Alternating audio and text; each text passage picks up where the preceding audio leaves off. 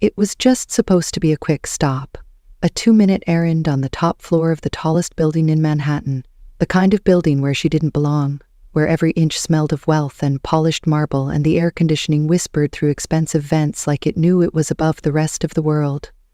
Lily James, 22, scholarship student, part-time intern, soaked from a sudden spring rain, stood outside the executive lounge on floor 88, holding a soggy folder of documents that she had been told to hand-deliver before 8 p.m. She had no idea the room was monitored. She had no idea the most powerful man in the city would be watching that moment. And she definitely had no idea her life was about to change because of one very wrong decision. The door wasn't locked. The hallway was empty, and her shirt clung to her like a second skin, dripping rainwater onto the pristine marble floor. She hesitated just a second before stepping inside, thinking no one would mind. It was only a side lounge for executives, rarely used after hours. She had no plans to linger, just needed a dry place for 30 seconds to wring out her hair and wipe down the documents. Inside, warm light bathed the furniture in gold, and a leather couch sat silently by the wall like an untouched museum piece. There was no one there, not a sound, not even a hum from behind the tinted glass. She set the folder carefully on the counter, peeled off her soaked uniform jacket, then hesitated as she pulled at the edge of her shirt, shivering. Just for a second she thought maybe, just maybe, she could take it off and use the towel in her backpack to dry herself before putting on the spare shirt she always carried. The room seemed too still, too quiet. It didn't feel like anyone was watching, and she had no idea a camera tucked into the ceiling corner was capturing every movement in silent, high-definition detail, streaming live into a private feed accessible to only one person. Julian Black didn't often check the internal security feeds himself, not unless there was a breach or a threat, but that night something had drawn his attention. An alert pinged on his phone about activity on floor 88. Unusual for that hour. Curiosity made him swipe the screen, and what he saw made him stop breathing for just a moment. The girl on the screen wasn't a threat, wasn't a trespasser, wasn't even someone who should have been on his radar. And yet she was there, standing in the room like she owned none of it, removing her shirt with a kind of innocence that had nothing seductive about it, just desperation and fatigue, and something about that struck him. She had no idea what kind of place she had wandered into, no idea whose eyes might fall on her at that exact second, and still she moved like someone with nothing to hide, just a girl in a soaked shirt trying to survive another day. He should have closed the feed, should have deleted it, maybe even reported it as inappropriate access, but he didn't. Instead, he leaned forward, narrowed his eyes, and then saw it. Something small just under her collarbone as she bent down to dry her hair, a faded tattoo, a symbol familiar, impossible. And suddenly everything changed. Julian Black was not the kind of man who chased ghosts or accidents, but in that moment, as he stared at her frozen image on the screen, he felt the strangest pull in his chest, not desire, not shock, but recognition, and the kind of quiet ache that only surfaces when the past crashes into the present without warning. He didn't know her name, not yet, but he would, and once he did, he knew there was no turning back, not for him, not for her, because that moment, that camera, that girl had just rewritten everything. Lily James never imagined she would work inside the kind of building she used to pass by on the bus, the kind with mirrored glass that reflected the clouds, the kind with guards who barely blinked but always noticed your shoes. She was 22 and one semester away from graduating with a double major in finance and social work, her resume spotless, her ambition unmatched, but her world so far removed from the wealth that surrounded her at Black Tower that she often felt like a visitor in someone else's story.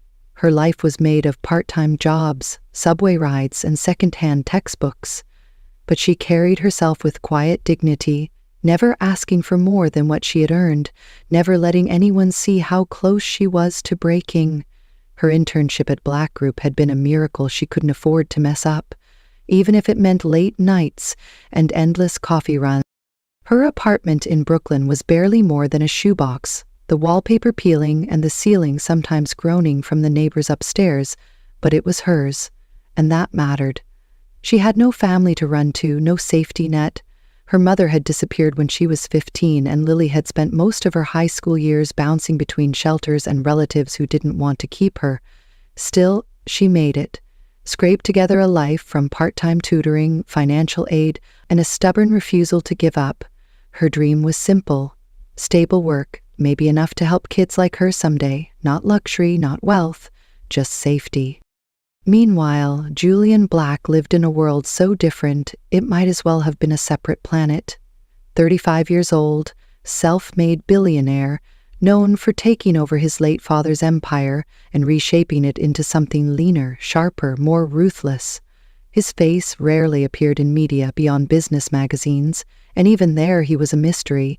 No verified social media, no romantic scandals, no interviews longer than 10 minutes. He wore tailored suits like armor and moved through the city like he owned it, because in some ways he did. His name opened doors, shifted markets, and made people nervous. Yet beneath the cold exterior was a man haunted by silence. His mother, Evelyn Black, had died when he was 16, but not before shaping the most important parts of him. She had been a nurse, warm and kind, the only softness in a childhood of sterile boardrooms and impatient tutors.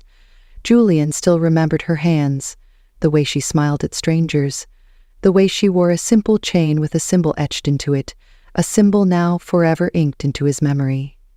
She had founded the Black Hope Foundation, dedicated to healthcare access and education for the forgotten, but when she passed, his father let it fade, and Julian had spent the last 10 years quietly rebuilding it under the surface of his empire. The Black Group itself was a giant, spanning everything from tech to biotech, but its heart, according to Julian, was always going to be the human side, the side his mother had built with love and vision, and now it was his burden to carry it forward. He ran the company like a machine, but guarded its soul like a soldier at war. Few knew that beneath the contracts and acquisitions was a project very personal to him. The construction of a hospital in her name, a promise he had once whispered at her gravesite, a promise that he had never told anyone, until the girl on the camera appeared. She didn't know it yet, but her presence in that room, that accidental moment, was about to unravel something buried deep in his past, because the tattoo on her skin was not random. It matched exactly the symbol from his mother's pendant, a sunburst with an open hand, a mark that had been designed by Evelyn herself as a sign of hope. It was never sold, never replicated, never shared outside of one secret project she had run just before she died. Julian had tried to track it down for years, to find the last recipients of her personal scholarships and nursing aid programs, but the records were incomplete, wiped clean after her death, and now here it was, inked onto the body of a girl who had no idea she had just become the center of a very private mystery. He didn't know if it was coincidence or fate, but something told him he needed to know who she was, what she wanted, and why she carried his mother's mark like it had been there all her life. So the next morning, without telling anyone why, Julian called his head of HR and gave an instruction that raised eyebrows but received no protest. "Move intern Lily James from archives to my personal team," he said calmly, effective immediately. No one questioned him. No one dared.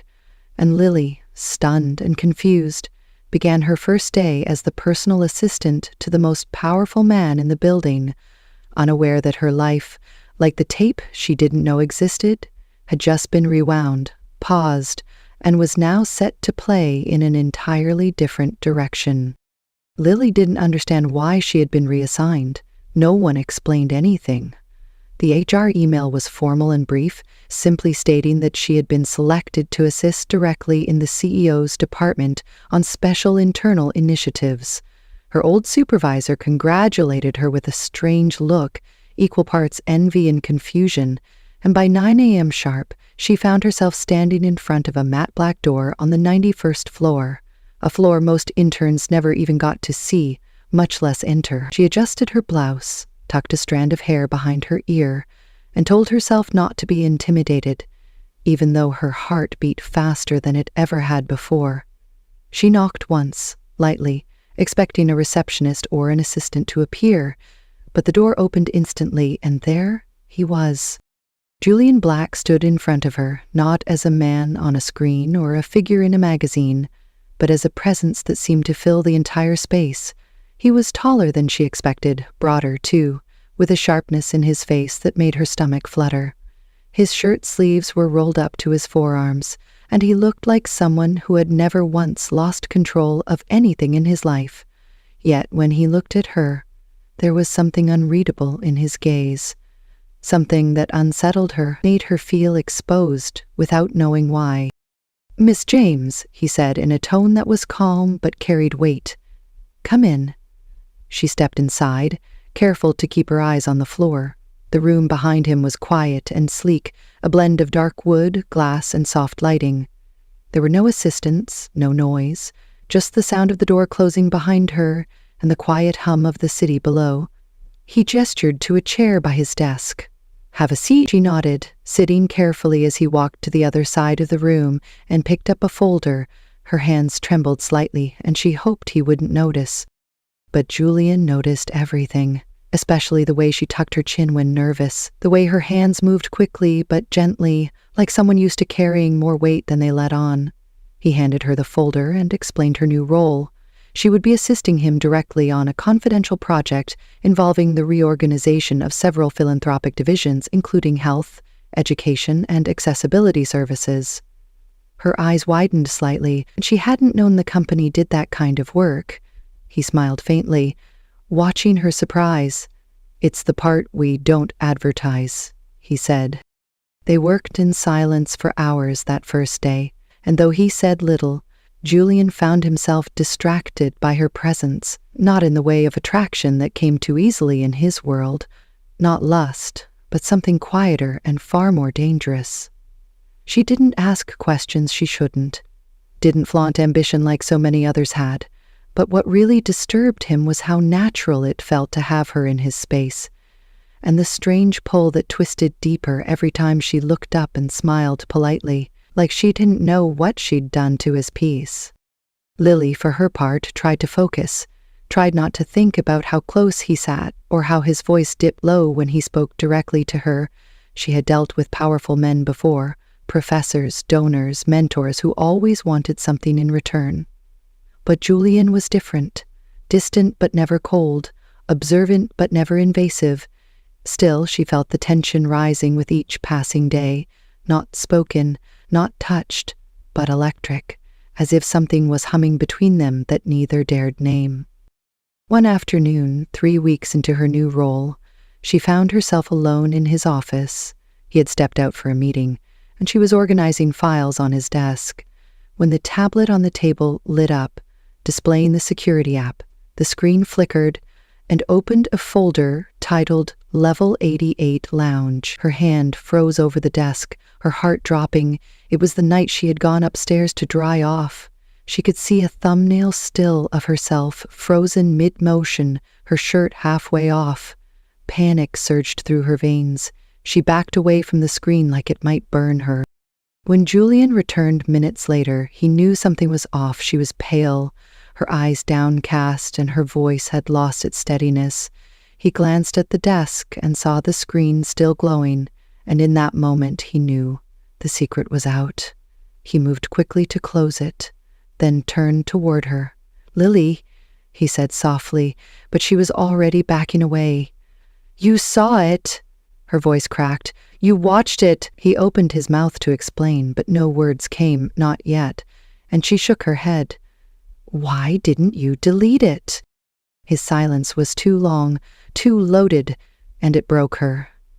"You made me feel safe here," she whispered, turning away before he could answer. She didn't show up the next day, or the one after. HR called but got no reply, and Julian, for the first time in years, felt helpless. It wasn't about guilt anymore. It was something else. The look in her eyes when she asked why he hadn't deleted the footage, because the truth was terrifying even to him. He hadn't deleted it because it was the first time in years he had felt something real, and now that feeling was tied to her in ways he couldn't undo. By the end of the week, he tracked her down through a friend in legal who owed him a favor.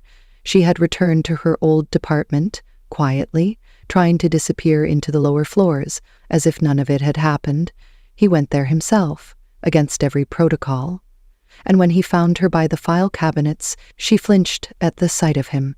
"Please don't," she said. But he didn't speak right away. Instead, he handed her a sealed envelope. Inside was a USB drive and a signed affidavit.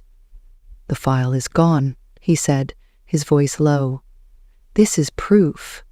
She looked at it, then at him, her eyes brimming with hurt. "Why did you keep it in the first place?"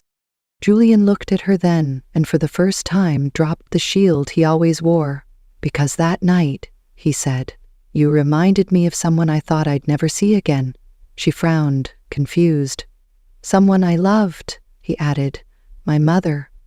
The words shocked her, soft and heavy in the space between them.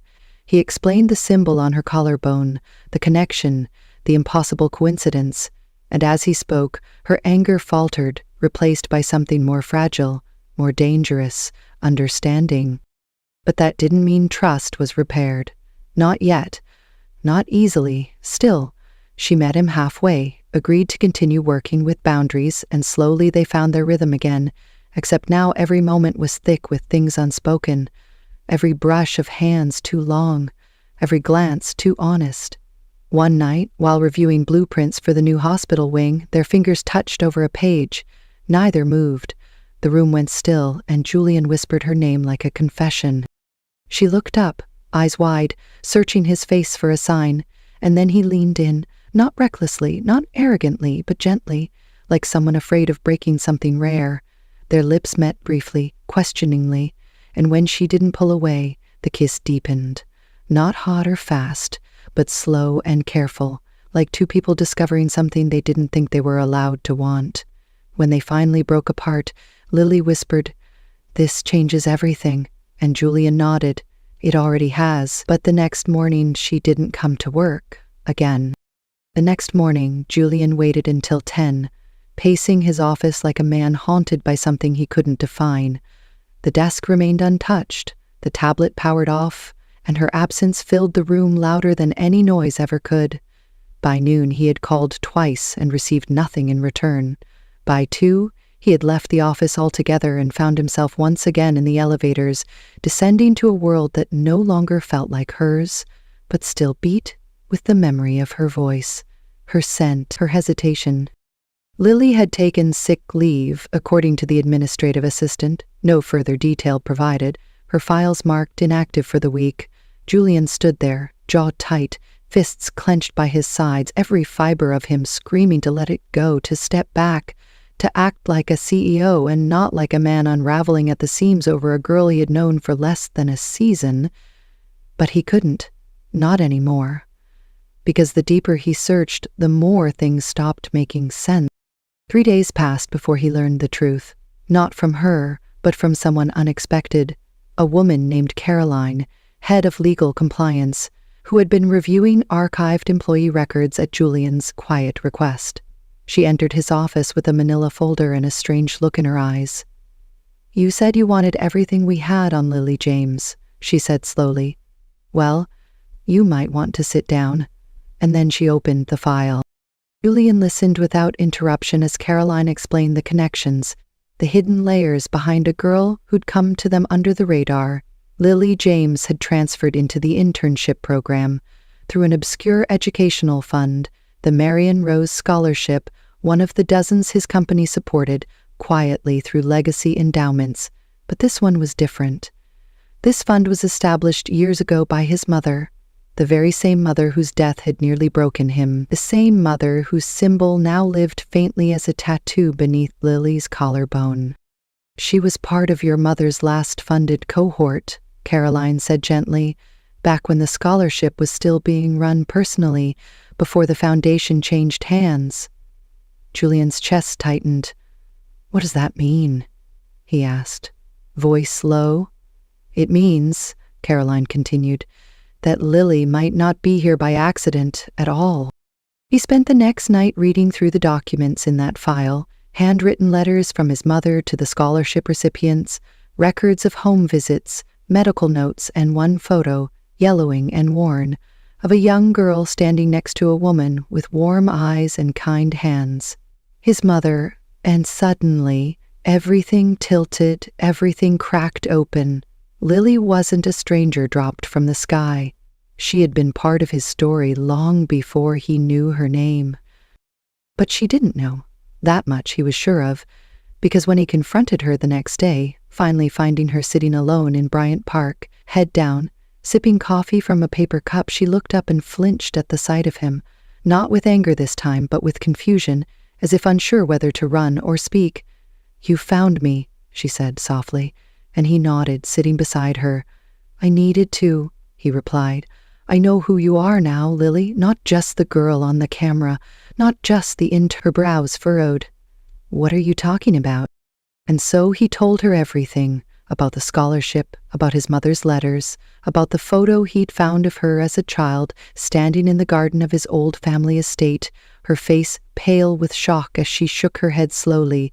"I don't remember that," she whispered. "I never knew." He reached for her hand, gently, not to claim her but to anchor her. "She chose you," he said, "even back then, before either of us had any idea where we'd end up." Tears welled in her eyes, not from romance or fear, but something deeper. Grief, confusion, awe. The wind picked up and carried silence between them, long and heavy, until Lily finally spoke again, her voice steadier than before. "That night," she began, "when I stepped into that room, I was just cold and tired and trying to survive one more day. I never thought someone like you would even notice me, let alone watch me." She paused, eyes brimming again. "But if I'm being honest, I think I've been running my whole life from who I was, from the life my mother gave me, from the parts I didn't understand."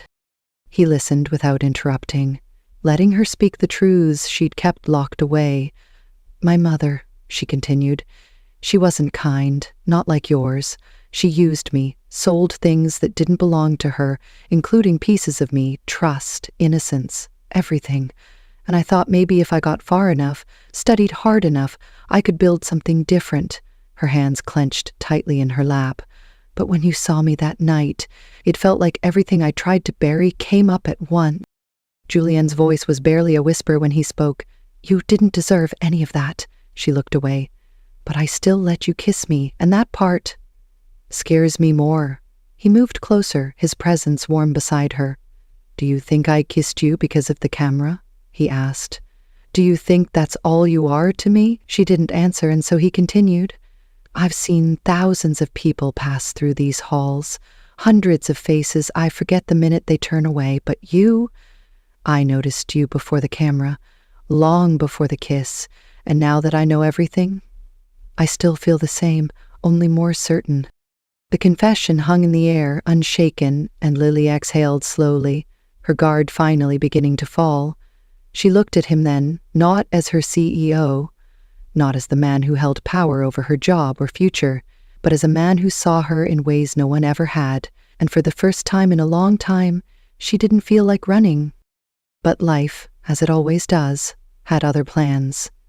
Because just as she stood and agreed to walk with him back to the building, Julien's phone buzzed with a message that would shake everything once again. A screenshot of the security footage, the original undressing clip, posted anonymously to a private board frequented by corporate investors and press insiders. The caption read, "Black's new intern," or "something more," and suddenly the air went cold.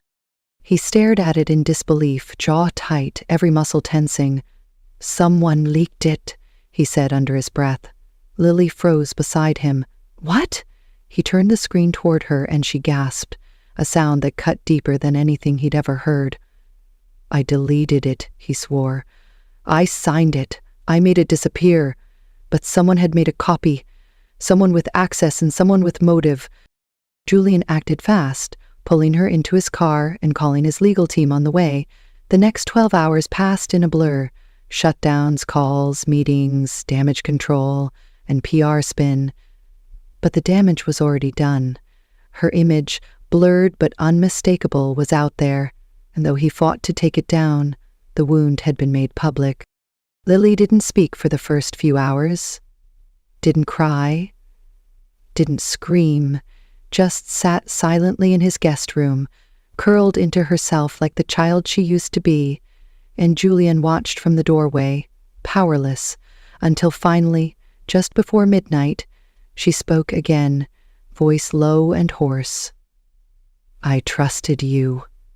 And the words nearly broke him. "I know," he said quietly, "and I'm going to fix this." "How?" she whispered. "It's out there now. They'll all think I got this job because of that." Julian stepped into the room, knelt in front of her. "Then we show them the truth," he said. "We show them who you really are, what you've worked for, what my mother saw in you, what I see in you." She stared at him, eyes wet but fierce. "What if they don't believe it?" His answer was simple, certain. "Then they're not worth our time." And just like that, the truth was no longer a burden. It became a weapon, one they would wield together. The next morning, he scheduled a press conference, standing beside her as she read a letter written by his mother years ago, a letter naming Lily as a protégé, a girl worth investing in, worth believing in. And for the first time, the crowd saw not a scandal, but a story of survival, of grace, of second chances. And through it all, he never let go of her hand. Days blurred together after the scandal broke, and the press conference felt like rushing through a storm. Lily and Julian remained at the center of impossible scrutiny. Every headline questioned her integrity. Every tweet tore into her confidence. But instead of turning away, Julian stood beside her, unwavering, completely barefooted. Because he wanted to show his hands had nothing to hide. The moment of confrontation had passed, and now there was a reckoning. Lily returned to the office, still haunted by every glance that followed her, by every whispered speculation in hallways. She slipped into meetings, trying to focus, but found each task mirrored the storm in her mind. Julian had asked her to be part of this, to fight with him, but the cost of standing beside him felt like every bit of control she had ever earned was being tested. Julian, on the other hand, felt the boardroom shifting beneath him, investors questioning his judgment, colleagues murmuring about nepotism, yet none of it deterred him. The leak was clearly from inside his inner circle, yet whenever he tried to trace it, he ran into walls of silence, patterned deflections, elevated denials. It was stabbing at his confidence more than any public smear. One afternoon, as Lily was locking up the office, she found Julian waiting by the elevator, his face tired but eyes razor-sharp. Door closed behind them, and he led her to the conference room, a small space with glass walls into the city beyond, and he closed the door so no one could overhear. Here, he told her, the leak had been traced to someone very close to him, someone he had trusted, someone who had manipulated documents before ending the relationship. That person had faked the copy of the footage, added dates and captions, twisted it into something it was never meant to be, editing it to ruin them both. Lily recognized the name he mentioned. It shocked her more than the video months ago. She had believed in coincidences, but betrayals were different. Betrayal was deliberate, cruel, and ruthless. And right now, both of them were dealing with an ache that went beyond headlines. It was deeper. It was personal. He looked at her and said he had to fire that person, but that it would expose them further in both their lives. She looked at him, eyes wide. She didn't want more sacrifice. Not for her sake, but he shook his head and said she was worth it. They made a pact. They would stand together, no apologies, no hiding, all of it out in the open. Yet he couldn't stop wondering if his mother would have approved. Meanwhile, Lily found herself volunteering more passionately than ever at the Black Hope Clinic. She could feel her fears recede when she was serving children, supporting new mothers. She felt her heart heal as she saw that the world could be generous even when it was cruel. In office meetings, Julian began publicly acknowledging her contributions. He credited her with policy proposals, scholarship initiatives, clinic outreach. He built her up as more than an intern, yet every public compliment felt like a double edge because she still heard the whispers. One day a reporter confronted her outside the building, asked pointed questions about why a billionaire CEO would choose her, asked if she had signed any private contracts, asked if she regretted being part of the scandal. She paused, looked him in the eye, and said she regretted nothing, and pointed out she was not his trophy, she was his partner. Today they described their relationship aloud for all to hear. Journalist paused, then asked Julian what he thought. He stood behind her, arm wrapped around her shoulder, his voice steady when he answered, "I saw the tape because I care about her. Not because I had any right to. I protected her, then I protected our integrity. I love her and I believe in her. She deserves to stand for something bigger than herself." Silence fell, then applause, cautiously arriving from a few onlookers across the way. It spread through the crowd like a wave, and the headlines the next day led with the word love, built on truth. Our work, however, was far from done. The board meeting arrived with cold efficiency. Investors gathered, rows of suits poised, ready to vote. Julian showed them the evidence. He laid it out, fact by fact, motive by motive. But the deal-breaker was the last line. He spoke instead of begging forgiveness. He simply said, "The only thing you should worry about losing is your humanity, and if you cannot see her value, then you are free to walk away with my share of your votes." They voted no to removal, and the boardroom erupted not with support but surprise. Few had ever seen him this passionate, this vulnerable. Afterwards, he found Lily packing up, consumed with doubt. She feared he had made a mistake drawing attention. She thought she had been saving something, but instead, she had broken something. Julian reached out, kissed her gently, and said, "Our story is bigger than fear. It's built on choices, and you chose to stand with me, and I with you." That night, they walked arm in arm through the city, the lights reflecting in their eyes. She realized feeling his hand in hers felt like safety, for the first time in years. The city noise faded until all she could hear was his breath and the steady beat of her heart.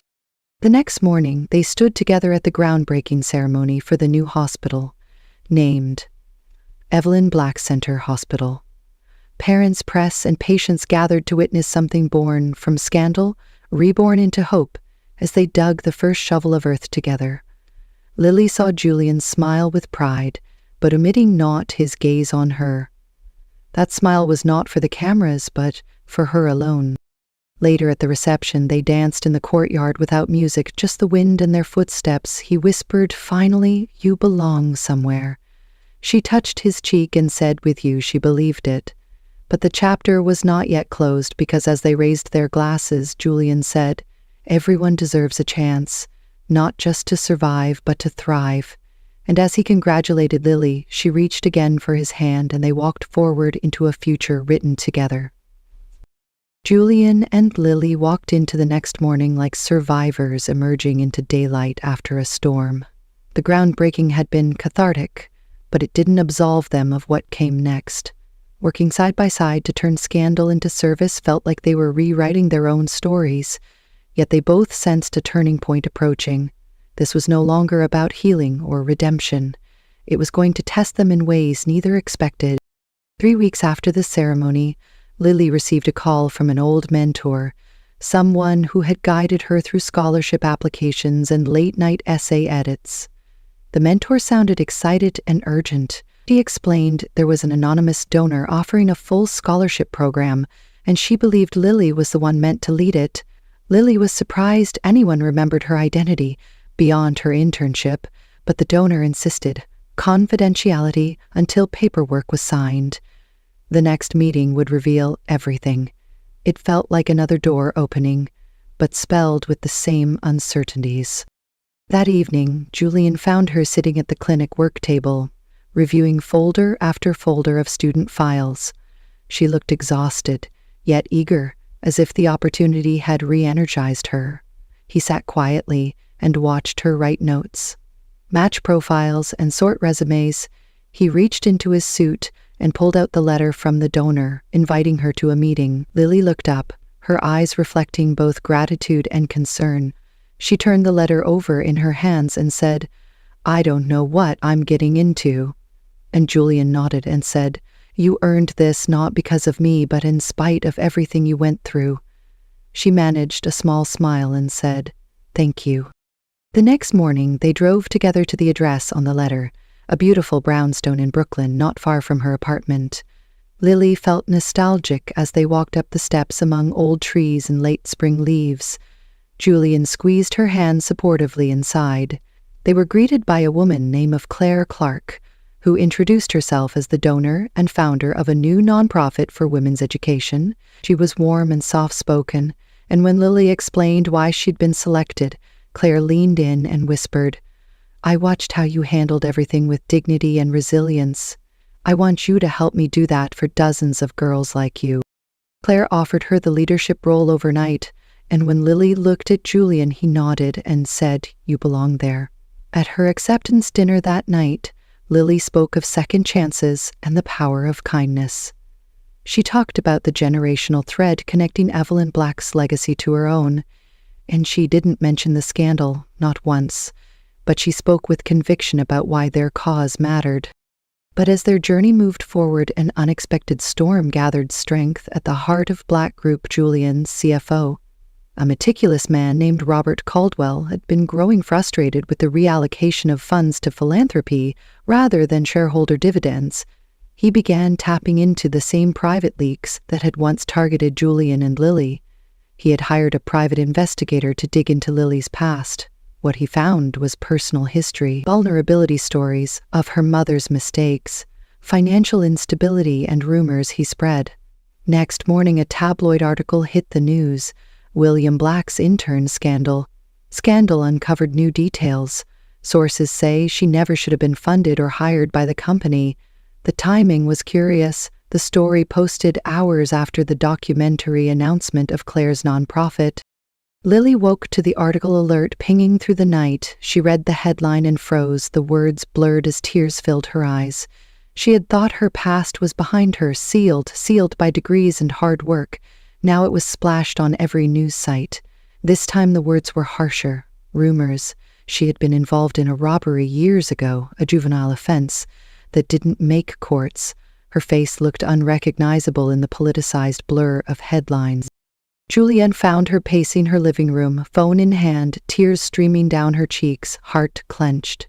He wrapped his arms around her and whispered, "We face this together, not because it's easy, but because you deserve better." The pain in her voice told him everything. "We'll fight this," he said, turning to his phone.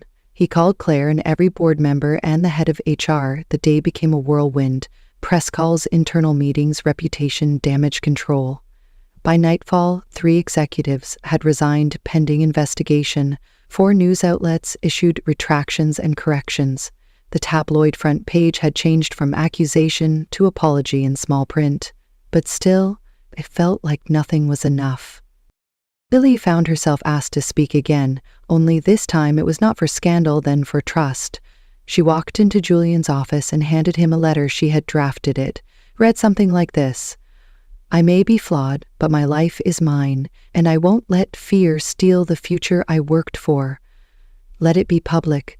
Let's let the world see that a past is not a sentence, and that a second chance isn't a gift, it's a responsibility." Julian read the letter slowly and signed it together. They released it. The statement went viral, not as sensational gossip, but as viral wisdom. Almost overnight, they felt the tide turning. Weeks passed, and Lily's nonprofit scholarship program began receiving applications. Julian watched her read essays about overcoming abuse, poverty, addiction. He saw in her face the same determination that had first drawn him in. He realized their story was no longer about recovery, but about rising. Toward the end of the second month, armies of supporters gathered for a digital fundraiser broadcast live from Evelyn Black Center. Julian introduced Lily to thousands of viewers as the real architect of the initiative. He spoke of her courage, resilience, integrity, Lily stepped forward and spoke with calm strength about her vision to empower women through education and mentorship. She didn't cry this time, but there was no mistaking the emotion in her voice or the pride in Julian's unwavering gaze. After the fundraiser ended and the camera lights dimmed, he stepped up and said, "Now we leave the stage. What comes next is real." She laughed softly and replied, "And I can't wait to build it." He took her hand and said, "Me neither." That night they stood on the balcony of the penthouse overlooking the city lights, and he handed her an envelope. Inside was a first edition copy of her favorite childhood book, The Little Prince. His handwriting on the title page read, "For Lily, who helped me find his heart again." She paused and looked at him.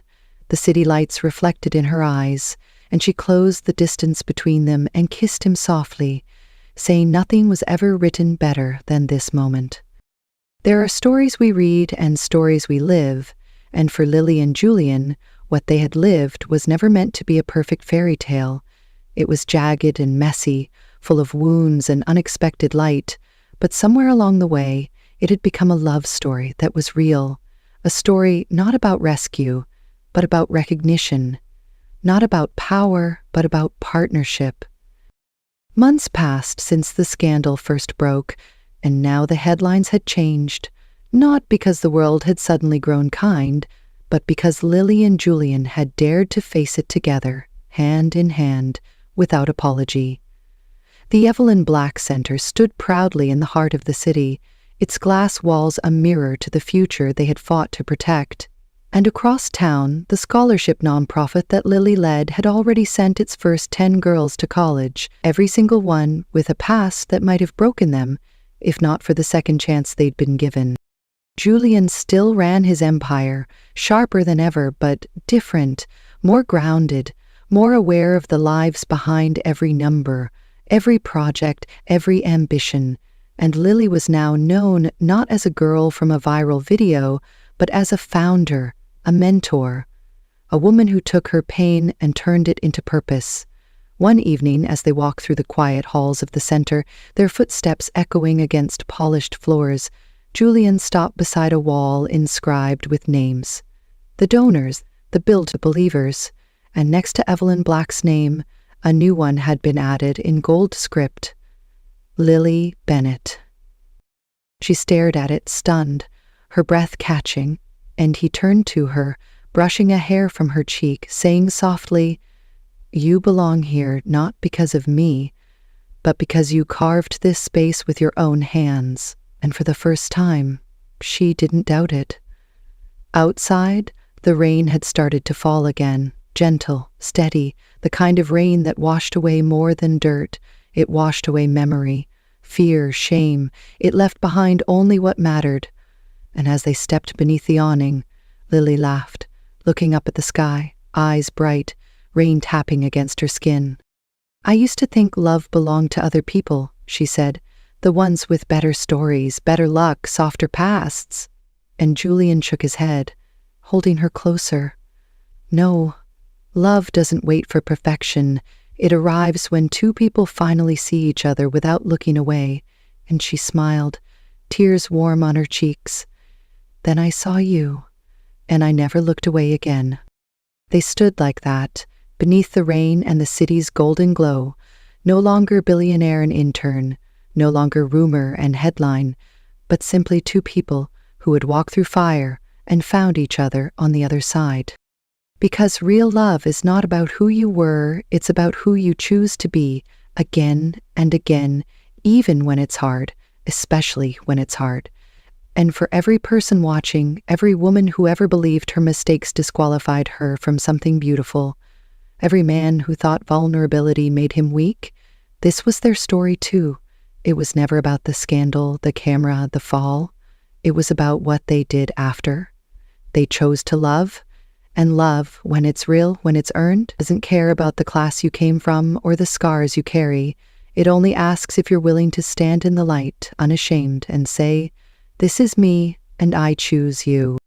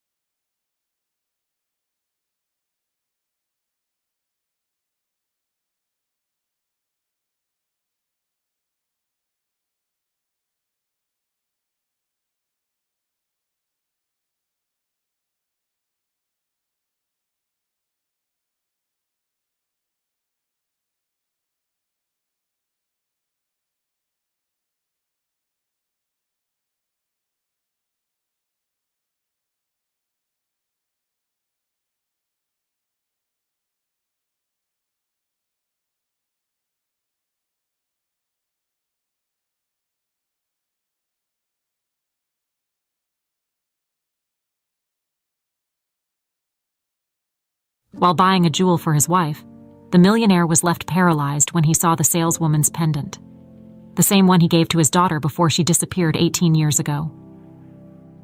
Michael Reynolds stood in the doorway of a room he hadn't entered in years. Dust lingered in the air as sunlight filtered through the heavy curtains, casting a soft glow on the faded wallpaper. It was Emily's room, untouched since the day she disappeared. Her favorite stuffed animal sat in a neat row on the bed, and a picture of her smiling face, framed in silver, rested on the nightstand. She had been 7, innocent, full of life. Michael's chest tightened. He had tried so hard to keep it all together, to live through the crushing pain that came with each passing year. But the truth was that part of him had died the day she was taken. He could still hear her laughter, the sound of her little feet running through the house. Now there was nothing but silence, a deep, heavy silence that filled every corner of the mansion.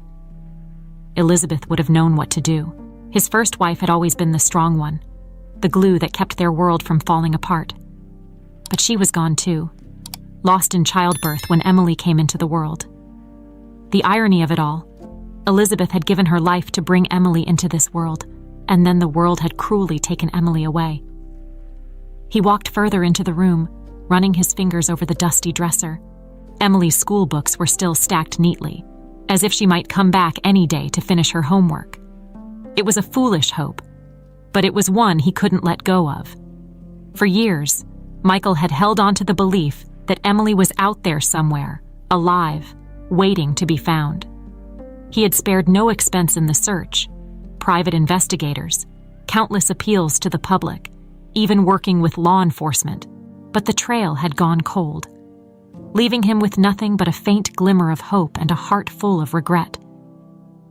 After Elizabeth's death, Michael had thrown himself into work, building his empire, making deals, expanding his wealth. It was a way to numb the pain, to distract himself from the gaping hole in his life. And then Samantha had come along. She was beautiful, kind, and full of charm. For a while, she had made him feel alive again. When they got married, he had thought it was a chance to start over, to create a new family. But the happiness was short-lived. Even with Samantha in his life, there had always been a shadow that loomed over them, the unanswered question of where Emily was and why they couldn't find her. Samantha had tried to comfort him in the early years, but over time, it became clear that the search for Emily weighed on their relationship. Samantha grew distant, and Michael felt the gap between them widening with every failed lead, every dead end. He turned his back to the room, walking out slowly, as if closing the door on the past. He couldn't keep living like this. He had to move on somehow. But every time he thought about giving up the search, something pulled him back. Today was Samantha's birthday, and he had promised to take her shopping, a small distraction from the endless grief that surrounded them. They were headed to New York, and while Michael had no particular enthusiasm for the trip, he knew Samantha enjoyed the glitz and glamour. He had planned to surprise her with something special, a piece of jewelry, perhaps. It was the least he could do for the woman who had stood by his side through all of it, even if things between them weren't as warm as they used to be. Michael glanced back at Emily's room one last time before shutting the door softly. He would always carry her memory, the pain of her loss woven into every fiber of his being. But life had a way of moving on, even when you weren't ready. He made his way downstairs, where Samantha was already waiting by the door. She looked as radiant as ever, her eyes lighting up when she saw him. "Ready to go?" she asked with a smile, though Michael noticed the faintest edge of impatience in her voice. He nodded, forcing a smile. "Yeah, let's go." They drove in silence for the first half of the trip. Samantha made small talk about a dinner party they were supposed to attend later in the week, but Michael's mind was elsewhere. He was back in that room, standing over Emily's bed, wondering how everything had gone so wrong. When they finally arrived in the city, Samantha's excitement was palpable. She loved New York, the bustling streets, the high-end shops, the sense of endless possibility. Michael, on the other hand, had always found it overwhelming. But today wasn't about him. He had one goal: Find the perfect gift for Samantha. As they walked down Fifth Avenue, Samantha flitted in and out of shops, trying on designer dresses and shoes. Michael followed along, his thoughts still lingering on Emily. His eyes scanned the crowds absent-mindedly, as if he might catch a glimpse of her in the sea of faces, even though he knew it was impossible. After what felt like hours, they finally stopped in front of a jewelry store. "I think I'll go in here," Samantha said, her eyes gleaming as she peered through the window at the sparkling gems inside. Michael nodded, following her inside. It was a high-end store with polished counters and plush carpeting, the kind of place where a single necklace could cost as much as a car. Michael wasn't one for extravagance, but Samantha loved it, and that was what mattered. As he stepped inside, something caught his eye, something he hadn't expected. It was a young woman behind the counter, a sales associate helping another customer. Around her neck hung a small, delicate pendant. Michael's heart skipped a beat. It was the exact same pendant he had given to Emily all those years ago. Michael's world slowed to a crawl. His eyes were locked on the small pendant around the young saleswoman's neck. It couldn't be. It was impossible. The pendant, with its delicate chain and the tiny emerald stone set in the center, was identical to the one he had given to Emily just days before she vanished. He could still remember how her face had lit up when he had placed it around her neck, her small hands reaching up to touch the cool metal, a bright smile stretching across her face. "Michael?" Samantha's voice pulled him from his thoughts. She was standing next to him, eyeing a set of diamond earrings. What do you think of these?" He barely registered her words. Sure. They're nice," he muttered, his gaze still fixed on the saleswoman. His heart raced as his mind tried to piece together what he was seeing. It couldn't be a coincidence, could it? There had to be thousands of pendants like that out there. Still, something about the way it shimmered in the soft store light brought a wave of emotions crashing over him. "I'll be right back," Michael mumbled, already walking toward the counter. He could hear Samantha call after him, but the sound faded as he approached the young woman. As she finished helping another customer, Michael stood waiting, his throat dry, his palms sweating. Up close, he could see her face more clearly. There was something familiar about her, though he couldn't quite place it. Was it her eyes? Her jawline? His thoughts raced with a dizzying mix of hope and fear. Finally, she turned to him, a professional smile on her face. "Can I help you, sir?" Her voice was calm, polite, but there was a warmth to it that caught him off guard. Michael hesitated for a moment, unsure of how to start. His eyes flicked to the pendant again. "That necklace," he said, his voice a bit shaky. "Where did you get it?" The saleswoman looked down at the pendant as if noticing it for the first time. Her hand instinctively went to it, fingers brushing over the emerald. "Oh, it was a gift from my mother." Michael's breath caught. "Your mother?" he asked, trying to keep his voice steady. She nodded. "Yeah, it's one of the only things I have from her. She gave it to me when I was little. Why do you ask?" Michael's pulse pounded in his ears. He opened his mouth to respond, but his words faltered. How could he explain? How could he even ask the questions forming in his mind without sounding insane? He took a deep breath, trying to steady himself. I used to know someone who had a necklace just like that," he finally said, carefully choosing his words. "It's very rare."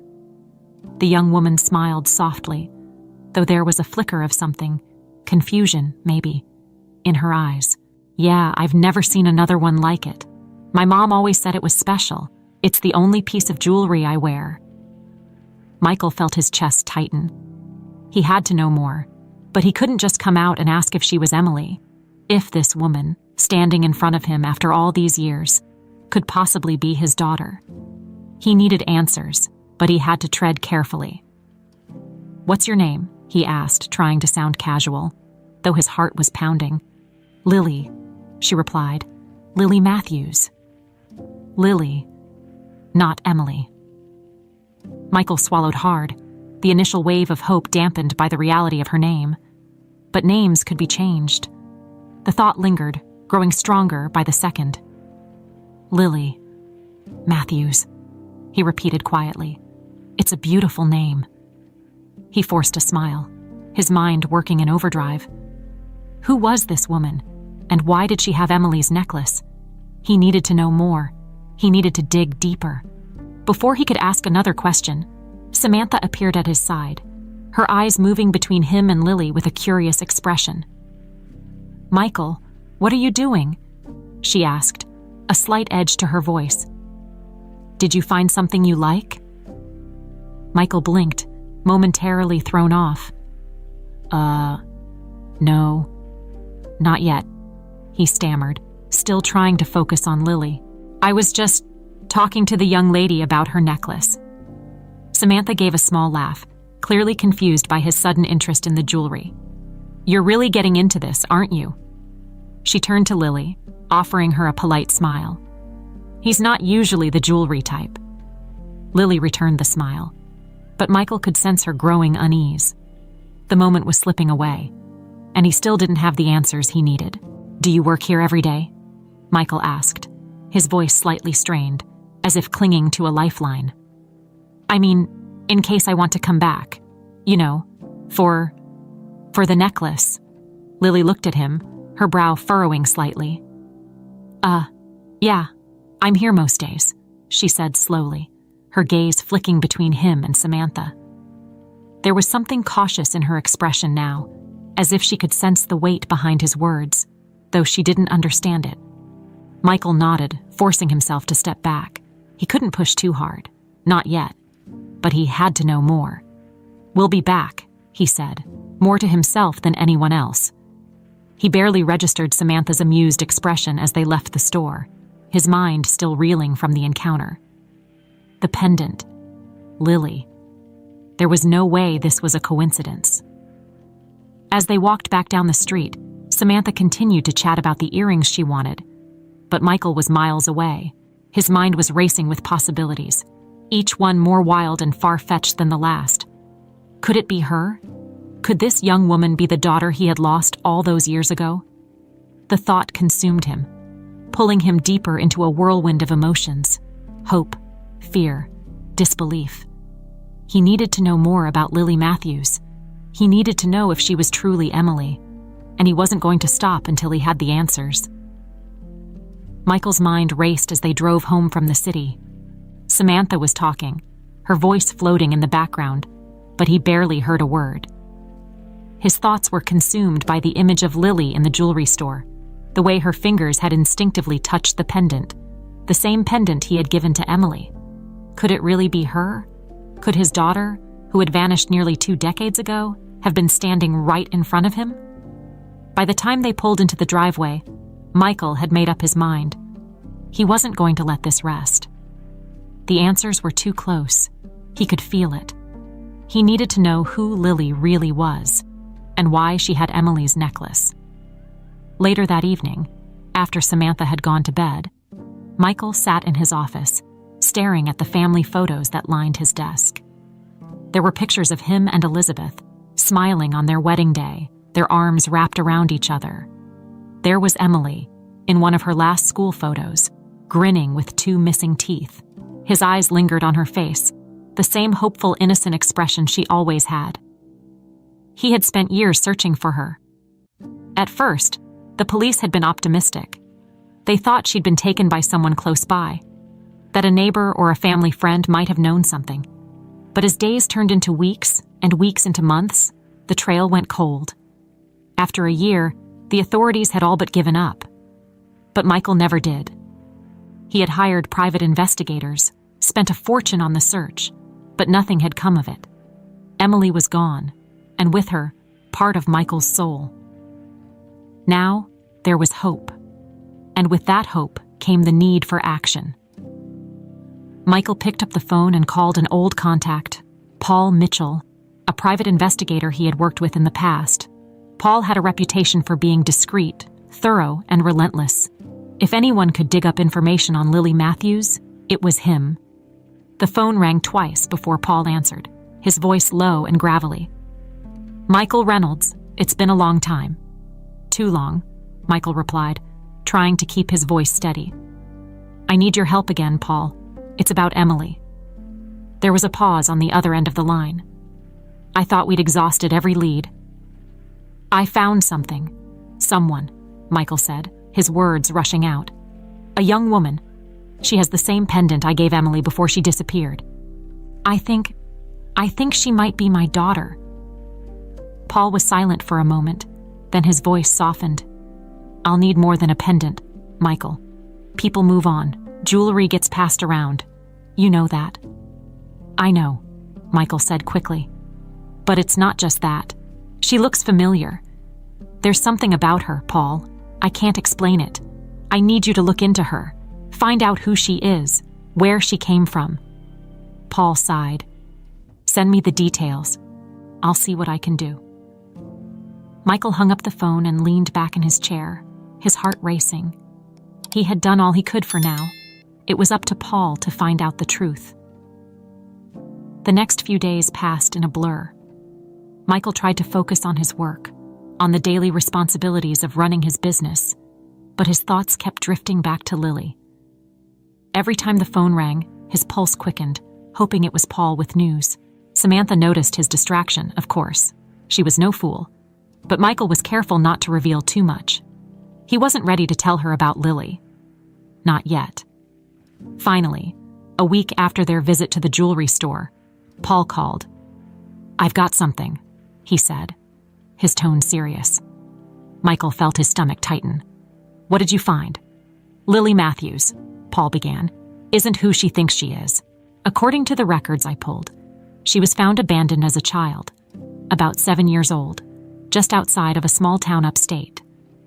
No one knew where she came from, and there were no missing persons reports filed in the area that matched her description. The couple who found her ended up adopting her. They gave her a new name and raised her as their own." Michael's breath caught in his throat. 7 years old? That's right. She didn't have any memory of her life before they found her. And there's more. I found a photo of her when she was first found. Michael, it's her. It's Emily. Michael felt the world tilt on its axis.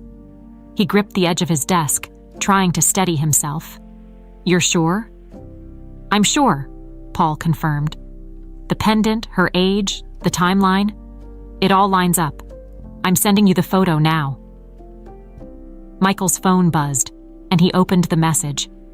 His heart stopped as he stared at the image. It was Emily. Her hair was shorter, and she looked thinner, more fragile. But it was her. There was no doubt in his mind. Tears welled up in his eyes as he sat back, the weight of the revelation crashing down on him. After all these years, after all the searching, Emily had been alive, hidden in plain sight, raised by another family, with no memory of the life she had lost. But as the initial wave of emotion passed, a new question took its place. How had this happened? How had Emily ended up alone, abandoned on a roadside with no memory of her past? And, more importantly, why hadn't he been able to find her? Michael wiped his eyes and sat forward, his mind racing. There were still too many unanswered questions. And one of those questions, the one that gnawed at him the most, was about Samantha. Could she have known? Could she have been involved somehow? It seemed impossible. Samantha had been his rock after Emily's disappearance. She had been supportive, kind, always urging him not to give up hope. But now, with this new information, Michael couldn't shake the feeling that there was more to the story, more that he didn't understand. He had to confront her. He had to know the truth. Michael sat at his desk, staring at the photo of Emily that Paul had sent him. His hands trembled slightly as he tried to absorb the reality of what he was seeing. 18 years of searching, hoping, and now, finally, the truth was in front of him. Emily was alive. But how had she ended up in that small town, abandoned, with no memory of her life before? And why had no one found her until now? His thoughts drifted back to Samantha. Over the years, she had always been there, by his side, comforting him when the grief became too much to bear. But there had always been something, a nagging feeling in the back of his mind that something wasn't quite right. Now, with this discovery, that feeling was stronger than ever. Michael stood up abruptly, pacing the room as he tried to piece it all together. He had trusted Samantha with his life, his heart. Could she really have been involved in something as sinister as Emily's disappearance? The thought made his stomach churn, but he couldn't ignore it any longer. Taking a deep breath, Michael made his decision. He needed to talk to Samantha. He needed to confront her, to hear the truth from her own lips. He couldn't live in this uncertainty any longer. That evening, as they sat down for dinner, Michael could barely keep his composure. Samantha chatted away about the day's events, oblivious to the storm brewing inside him. He waited for the right moment, his heart pounding with the weight of what he was about to do. Finally, after what felt like an eternity, he put down his fork and looked at her. "Samantha, we need to talk." Samantha glanced up, her expression shifting from cheerful to curious. "Of course. What's on your mind?" Michael took a deep breath, steadying himself. "It's about Emily." The color drained from Samantha's face, but she quickly masked her reaction with a calm smile. "Michael, we've been through this. We've done everything we could. You need to let it go." "I found her," Michael said, his voice firm. "She's alive, Samantha. I saw her." Samantha froze, her eyes widening in disbelief. For a moment, the only sound in the room was the ticking of the clock on the wall. Then, she let out a shaky laugh, though it was clear she was struggling to maintain her composure. "Michael, that's impossible. You've been searching for years. How could you possibly—" "I saw her," Michael repeated, his voice rising slightly. "I spoke to her. She's working in a jewelry store in New York. Her name is Lily now, but it's her. Samantha. It's Emily." Samantha's face paled, and she set down her glass of wine, her hand trembling. "You're mistaken," she whispered. "It can't be her." "It is," Michael insisted, standing up from the table. "And you knew, didn't you? You knew all along." Samantha's eyes darted around the room, as if searching for an escape. "What are you talking about?" she asked, her voice barely above a whisper. "You orchestrated her disappearance," Michael said, his voice cold and steady. "You sent her away. You didn't want her here. You wanted me and my fortune all to yourself." Samantha's face crumpled, her facade finally breaking. She looked up at him with wide, tear-filled eyes. "I didn't want to hurt you," she whispered. "I never meant for it to go this far." Michael felt the air leave his lungs. The truth was out, but it didn't bring the relief he had expected. Instead, it crushed him. He had loved this woman, trusted her, and she had betrayed him in the worst possible way. "Why?" he asked, his voice raw with emotion. "Why would you do this to me? To her?" Samantha's lip quivered as tears spilled down her cheeks. "I was jealous," she admitted, her voice shaking. I thought if she was gone, you would focus on me, on us. I was afraid that you would never love me the way you loved Elizabeth and Emily. I wanted you all to myself, Michael. I wanted us to have a life without the shadow of your past hanging over us." Michael stared at her in disbelief.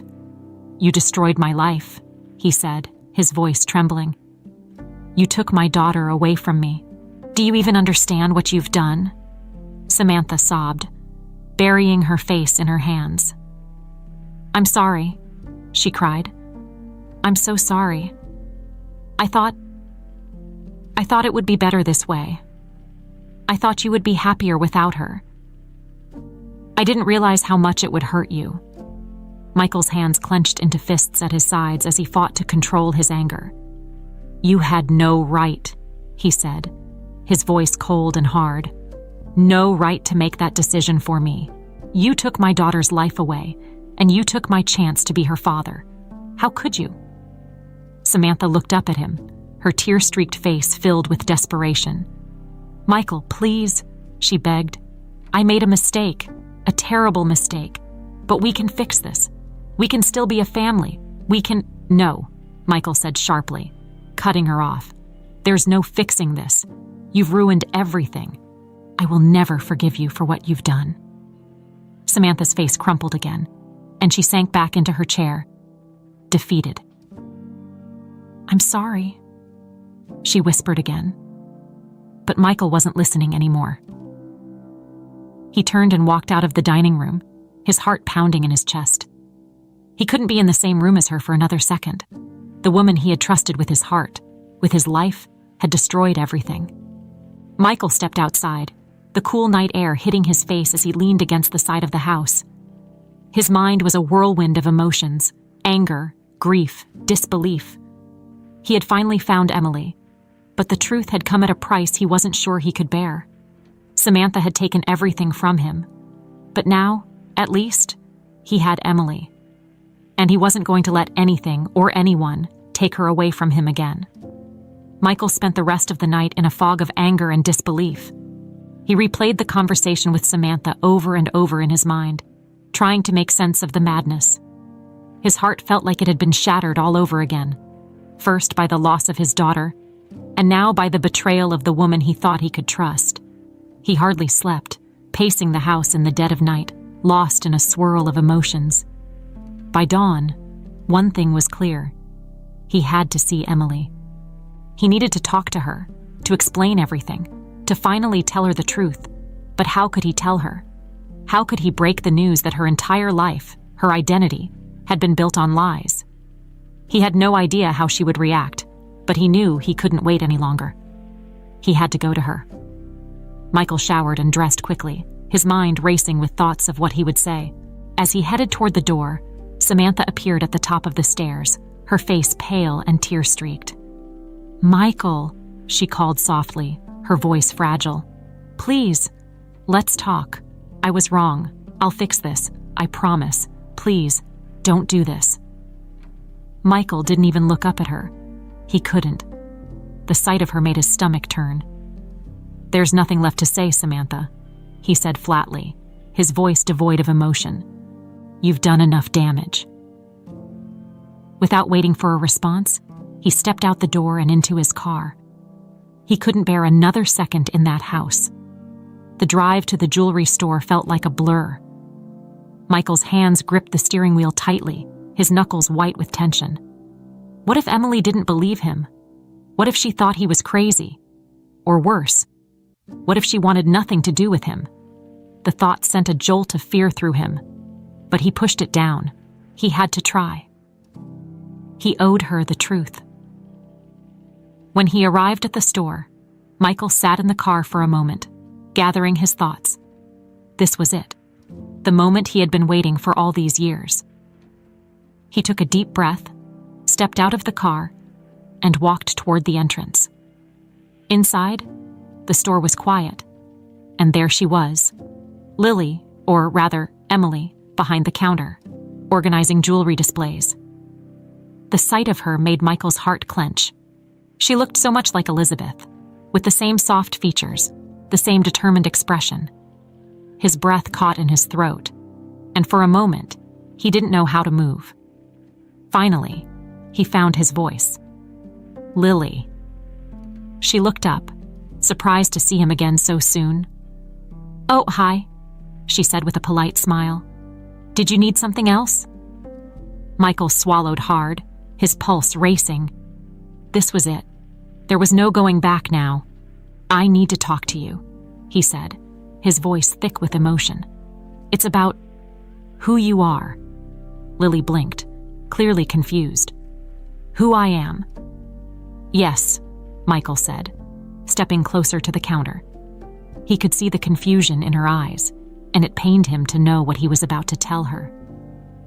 "Lily, or rather, Emily, I believe you're my daughter." Lily's polite smile faltered, replaced by a frown.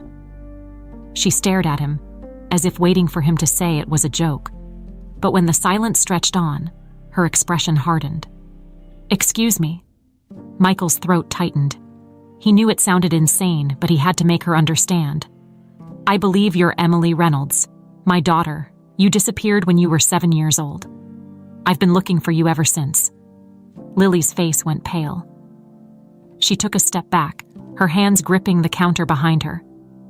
"I think you've made a mistake," she said quickly, shaking her head. "I'm not Emily. My name is Lily Matthews. I don't know what you're talking about." Michael's heart sank, but he pressed on. "I know this is a lot to take in, but I have proof. The necklace, the pendant you're wearing, it's the same one I gave to my daughter before she disappeared. I've spent years searching for her, for you." Lily's eyes widened, and she instinctively touched the pendant around her neck. This was a gift from my mother," she said, her voice trembling. "My adopted mother." Michael took a step closer, his eyes pleading. "I know. Your adopted parents found you when you were 7, just outside of a small town. You had no memory of where you came from, no memory of your past. They gave you a new name. But you're Emily. I'm your father." Lily stared at him, her breath coming in short, quick bursts. "No," she whispered, shaking her head. "That can't be true. You don't even know me." "I do," Michael said, his voice breaking. "I've been searching for you for 18 years. I never gave up. I hired investigators, spent everything I had trying to find you. And now I have. I know it's hard to believe, but I swear to you, Lily, Emily, you're my daughter." Lily's eyes filled with tears, and she took another step back, as if trying to put distance between them. "I don't understand," she whispered. I don't remember anything." Michael's heart broke at the sight of her distress, but he couldn't stop now. "It's not your fault," he said gently. "You were taken from me. You were too young to remember. But I'm telling you the truth. You are Emily Reynolds." Lily's hands trembled as she gripped the pendant tightly, her mind spinning. If this is true," she whispered, barely able to form the words, "then why didn't you find me sooner? Why did it take this long?" Michael's chest tightened. How could he explain the years of searching, the dead ends, the hopelessness that had consumed him for so long? "I tried," he said, his voice thick with emotion. "I did everything I could. But someone made sure you were hidden. Made sure I couldn't find you." Lily's tear-filled eyes met his, confusion and fear clouding her expression. "Who?" Michael hesitated, the weight of the truth pressing down on him. "Samantha," he said quietly. "Your stepmother. She was the one who sent you away." Lily stared at him, frozen in disbelief. "What?" "She did it out of jealousy," Michael continued, his voice barely above a whisper. "She didn't want you to be part of our lives. She wanted me all to herself, so she made you disappear." Lily shook her head, her tears spilling over. No, that can't be true. My mother would never." "I know it's hard to hear," Michael said softly, reaching out to her. "But it's the truth. And I'm so sorry, Emily. I'm so sorry for everything."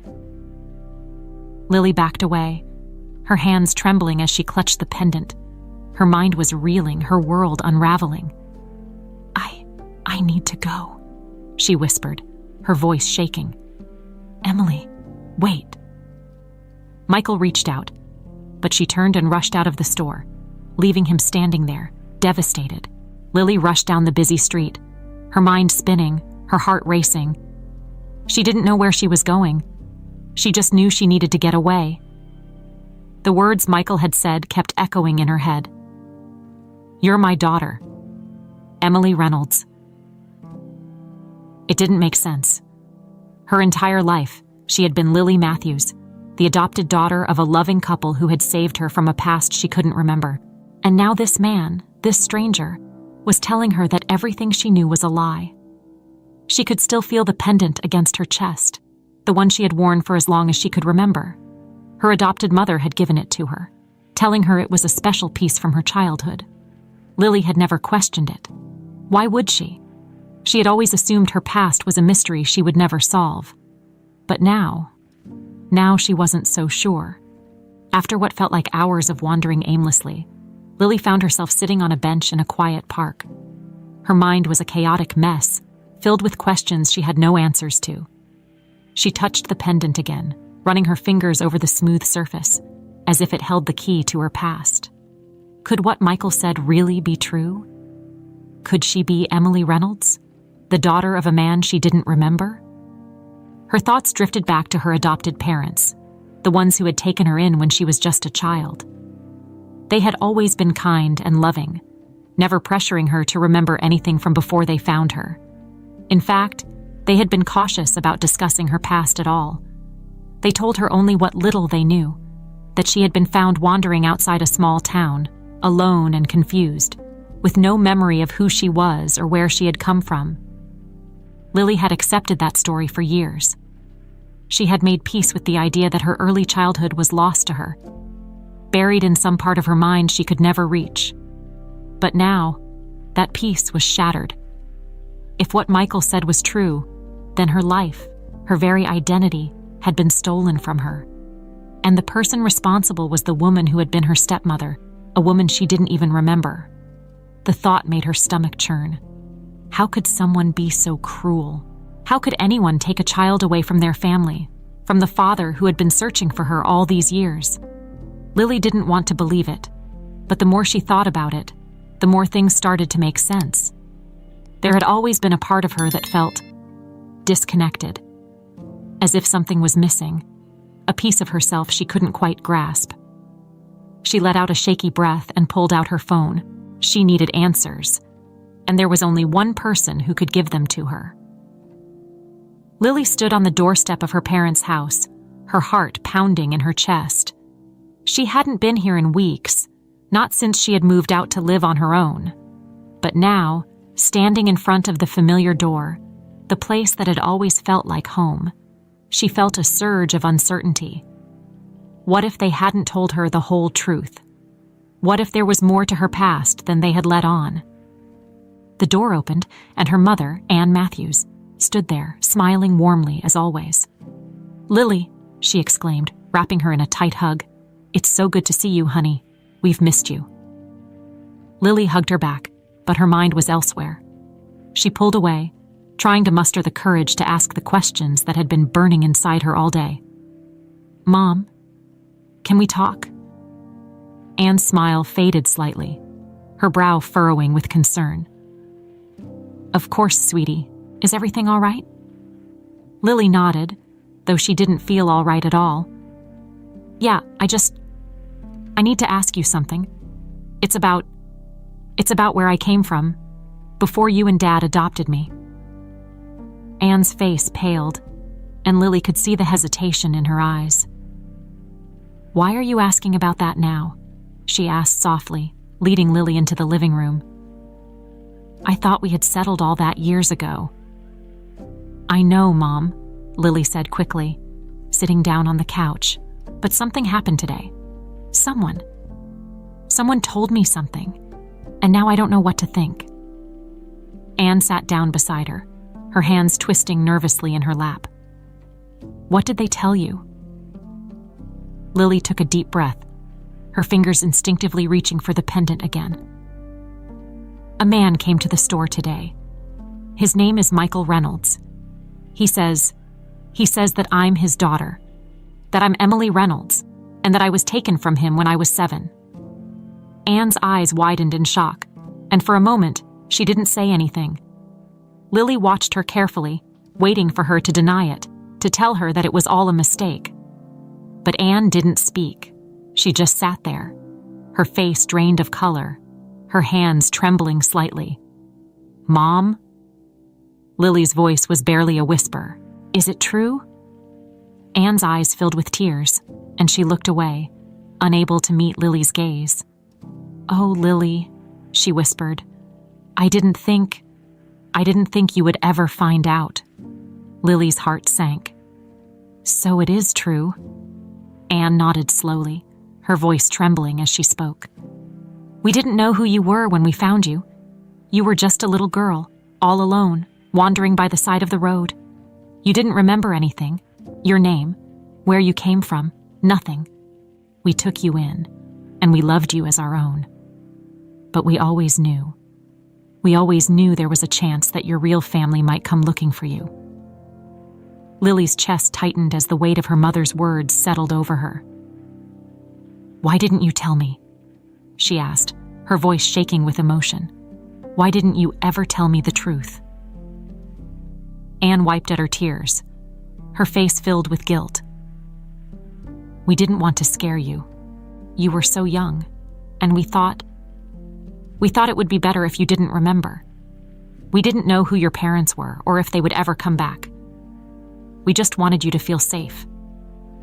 Lily stood up, her emotions boiling over. "But I had a family," she cried, her voice breaking.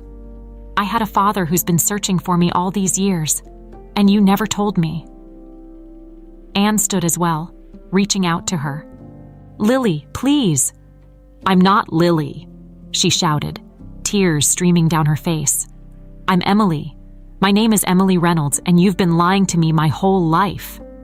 Anne's face crumpled, and she sank back onto the couch, sobbing. "I'm sorry," she whispered. "I'm so sorry. We never meant to hurt you. We just wanted to give you a home." Lily wiped at her tears, her heart aching with a mix of anger, confusion, and sadness. She had always loved her adopted parents. They had given her a good life, a safe life. But now, everything she thought she knew about herself, about her past, had been shattered. Without another word, she turned and walked out of the house, her mind racing with the revelation that her life had been built on a foundation of lies. Michael sat in his office, staring at the photograph of Emily that Paul had sent him just days before. His heart ached as he thought about the whirlwind of emotions that had unfolded. Emily, his daughter, was alive, but now he had torn her world apart with the truth. He had been so eager to reunite with her, but in the process, he had shattered the life she thought she knew. But there was something else that gnawed at him. The betrayal, Samantha's betrayal. It ate at him, a festering wound that refused to heal. She had orchestrated Emily's disappearance, and now that the truth was out, he had to confront her once more. He couldn't wait any longer. He needed to hear Samantha admit everything. This time, he wouldn't let her deflect or play innocent. He would get the full truth out of her. Taking a deep breath, Michael stood and walked down the hallway, his footsteps heavy as he approached the master bedroom. He found Samantha sitting at the vanity, brushing her hair absent-mindedly. She glanced up at him through the mirror as he entered, her expression unreadable. "Michael," she said softly, her voice careful. "What's wrong?" He closed the door behind him and stood by the foot of the bed, his hands clenched into fists at his sides. "We need to talk." Samantha turned to face him, setting down her hairbrush. "What about?" she asked, though there was a hint of wariness in her tone. "You know exactly what about," Michael said, his voice low and dangerous. "Emily." Samantha's face paled slightly, but she held his gaze. "I already told you. I didn't mean for it to go this far. I thought it was what you needed, what we needed." Michael's jaw tightened. "What we needed? You're telling me you thought tearing my daughter away from me was for my own good? For our good?" Samantha's eyes filled with tears, and she stood up, walking toward him. "Michael, please. I never wanted to hurt you." "You didn't want to hurt me?" Michael's voice rose, his anger bubbling to the surface. "You tore my life apart. You took away the one thing that mattered to me more than anything in this world. And you think saying you didn't mean to hurt me makes it better." Samantha flinched but didn't back down. "I was desperate," she said, her voice shaking. I thought if she was gone, we could have a fresh start. You could finally move on. We could finally be a real family without you constantly looking for a ghost." "A ghost?" Michael's voice was cold. "She was my daughter, Samantha, not a ghost. She was my flesh and blood, and you took her from me. For what? Because you were jealous." Tears streamed down Samantha's face as she shook her head. "I was scared," she whispered. "I was afraid I would never be enough for you. I saw how much you still loved Elizabeth, how much Emily reminded you of her. I thought I was losing you. So I did what I thought I had to do." Michael's chest tightened with a mix of anger and disbelief. "You sent a child away to protect yourself. A child, Samantha. Do you even realize what you've done?" "I do," she sobbed, collapsing onto the bed. "I know I ruined everything. I know I can never undo what I did. But Michael, I love you. I did this because I loved you." Michael stared at her, his heart aching with a deep, bitter sadness. "If you loved me, you never would have taken her away from me.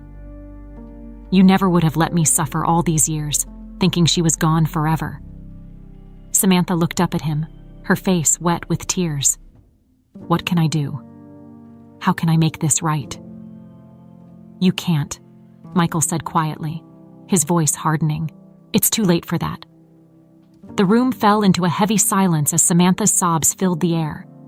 Michael felt no pity, no sympathy for her. He had trusted her, and she had betrayed him in the worst possible way. There was no coming back from this.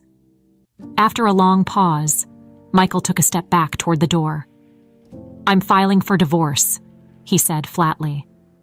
"And you can be sure that I'll make sure everyone knows what you did." Samantha's eyes widened in panic. "No, Michael, please." "It's over, Samantha," he said, his voice cold and final. "You've destroyed everything." With that, Michael turned and walked out of the room, closing the door behind him. The house felt suffocating, filled with the ghosts of his past mistakes and betrayals. He needed to get out, needed air. Michael found himself driving without any clear destination, the city lights blurring past him as he gripped the steering wheel, his thoughts tangled. Everything had fallen apart so quickly. His marriage was over. His relationship with Emily was in pieces, and he was left with the overwhelming weight of everything Samantha had done. But despite all the pain, there was one thing that kept him going: Emily. He had found her, after all these years. She might not remember him yet, but she was still his daughter, and he wasn't going to let her slip away again. Pulling over to the side of the road, Michael took out his phone and dialed Paul's number. The private investigator answered after a few rings, his voice gruff. "Michael." "I need your help," Michael said, his voice steady. "There's still more to this. I need to know why Samantha did what she did, and I need to find out who else was involved." Paul let out a sigh. "You sure you want to keep digging?" "I'm sure," Michael replied.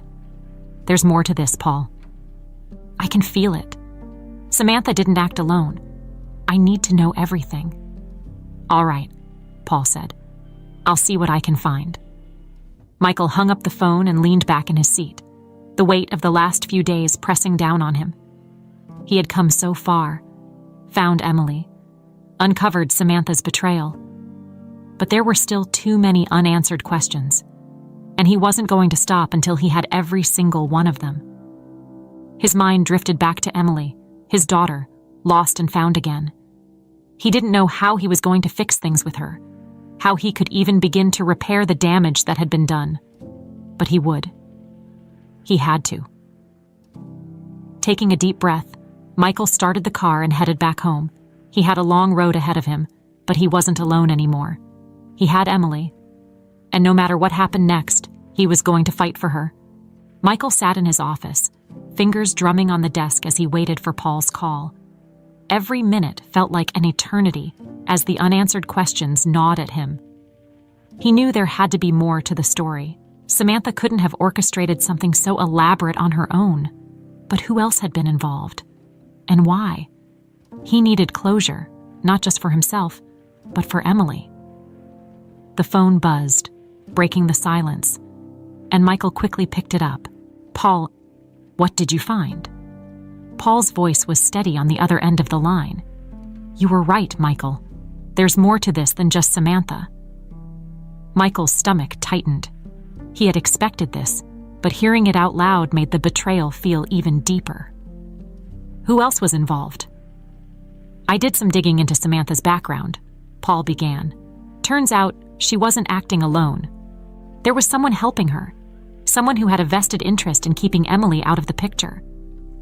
Michael's heart pounded as he waited for Paul to continue. "Samantha was working with a man named David Hale," Paul explained. "He's a lawyer, but he's also been involved in some pretty shady dealings over the years, mostly with people trying to hide assets or manipulate inheritances." Michael's mind raced. David Hale. The name sounded familiar. Why would she work with him? Paul hesitated for a moment. Because she wanted to make sure that Emily never came back to claim what was rightfully hers. From what I've found, Hale helped Samantha set up the whole operation, making sure Emily disappeared and couldn't be traced back to you. Michael felt a surge of anger rising in his chest. Samantha hadn't just taken his daughter away out of jealousy. She had done it to control his fortune, to make sure that Emily wouldn't inherit anything. She had been manipulating him for years, playing on his grief, while working behind the scenes to secure her own position. "Where is Hale now?" Michael asked, his voice tense. "That's the thing," Paul said. "He's been off the radar for a while, but I've got some leads. I'm tracking him down as we speak." Michael clenched his jaw. "I want to talk to him. I want answers." "You'll get them," Paul assured him, "but you need to be careful. This guy's slippery. He knows how to cover his tracks." "I don't care how slippery he is," Michael said, his voice hard. "I'm going to find him, and I'm going to make sure he pays for what he did." After the call ended, Michael sat in silence, his thoughts racing. Samantha's betrayal was deeper than he had ever imagined. It wasn't just about jealousy. It was about power, control, and money. She had taken Emily away to protect her own interests, all while pretending to support him through his grief. But now, the truth was coming to light, and Michael wasn't going to rest until everyone involved was held accountable. Meanwhile, Emily sat alone in her small apartment, her mind still reeling from the conversation with her adoptive mother. The words echoed in her head, over and over. "We didn't know who you were when we found you." She had always assumed she would never know where she came from, that her past would remain a mystery. But now, everything had changed. The pendant around her neck felt heavier than ever, like a reminder of a life she didn't remember. She turned it over in her fingers, staring at the tiny emerald stone that had been a constant in her life. Michael's words haunted her. Could she really be Emily Reynolds? Could this man who claimed to be her father be telling the truth? Part of her wanted to believe him. The look in his eyes when he had spoken to her. There had been so much emotion, so much pain. It was clear he believed every word he had said. But how could she trust someone she didn't even know? How could she accept that her entire life had been built on lies? Her phone buzzed, pulling her from her thoughts. It was her adoptive mother, Anne. Emily hesitated for a moment before answering. "Lily." Anne's voice was shaky. "I mean, Emily, I'm so sorry." Emily's throat tightened. "Why didn't you ever tell me the truth? Why didn't you tell me I had a family out there looking for me?" "I wanted to," Anne said, her voice breaking. "But we didn't know. We didn't know who you really were until that man came to the store. We only knew you as the little girl we found, and we loved you. We didn't want to lose you." Emily closed her eyes, her emotions warring inside her. "But you did lose me," she said quietly. "You lost me the moment you didn't tell me the truth." There was silence on the other end of the line, and Emily knew her words had hit hard. But she couldn't help how she felt. She had spent her entire life feeling like something was missing, and now she knew why. "I'm sorry," Anne whispered again. "I wish we had handled things differently." Emily didn't know what to say. She had loved her adoptive parents, but now, everything felt tainted. She didn't know who she was anymore. She wasn't Lily Matthews. She was Emily Reynolds, the daughter of a man who had been searching for her for 18 years. "I need time to figure this out," Emily said softly. I need time." "I understand," Anne said quietly. "Take all the time you need. We'll always be here for you." Emily hung up the phone, feeling the weight of the world pressing down on her. She didn't know where to go from here. Her life had been turned upside down, and she wasn't sure how to put the pieces back together. Later that evening, Michael sat in the living room, staring into the fireplace. The house was quiet, but the silence felt heavy. Samantha was gone, her belongings packed and moved out, leaving behind an emptiness that matched the one inside him. The doorbell rang, pulling him from his thoughts. He wasn't expecting anyone. But when he opened the door, his heart skipped a beat. Emily stood there, her face pale, her eyes filled with uncertainty. I didn't know where else to go," she said quietly, her voice trembling. Michael felt a wave of emotions crash over him.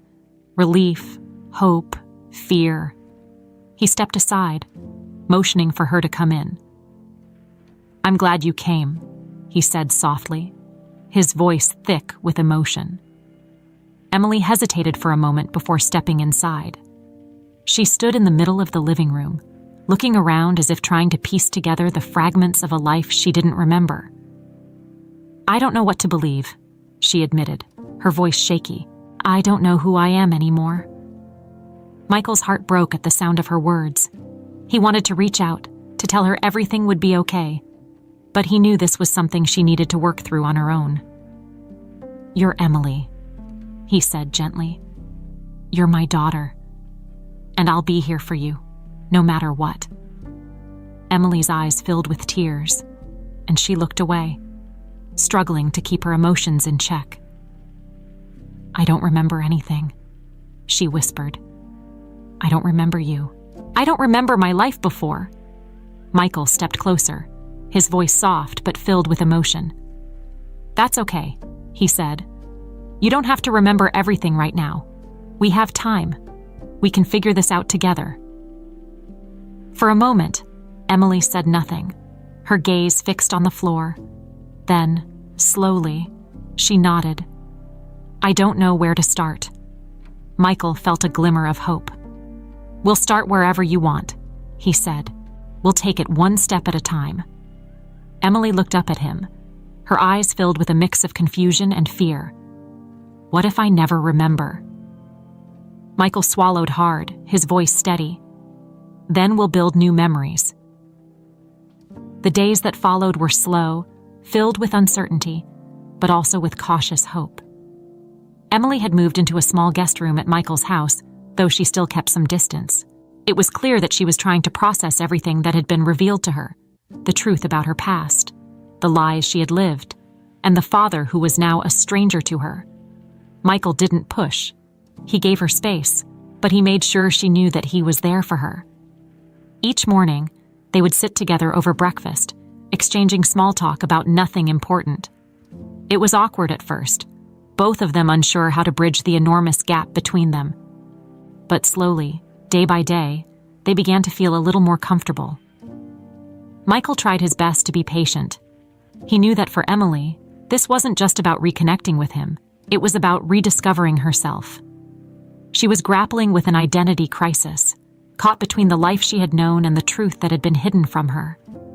He could see the struggle in her eyes every time they spoke, the confusion that seemed to weigh her down. One morning, as they sat together at the dining table, Emily finally broke the silence. "Do you ever think about Mom?" she asked, her voice soft and tentative, as if she wasn't sure if it was okay to ask. Michael felt his heart tighten at the mention of Elizabeth. "Every day," he admitted, his voice thick with emotion. "She was She was the love of my life.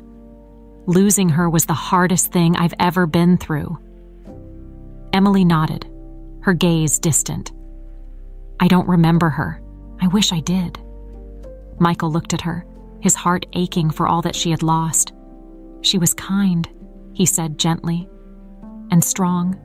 You remind me of her in so many ways. Emily's eyes filled with unshed tears, and she looked away, her hands clasped tightly in her lap. It's strange, she whispered. I've always felt like something was missing in my life, like there was this big empty space that I couldn't explain, and now I know why. But it doesn't make it any easier. Michael reached out, placing his hand gently over hers. I know this is hard, he said softly. And I don't expect everything to be okay right away. But I'm here. Whatever you need, we'll figure it out together. Emily looked at him, her eyes filled with uncertainty but also with a flicker of hope. I want to know more, she said quietly. About you, about her, about our life before. Michael felt a swell of emotion. This was the first real sign that Emily wanted to reconnect, to understand the life she had been torn from. He nodded, his voice steady.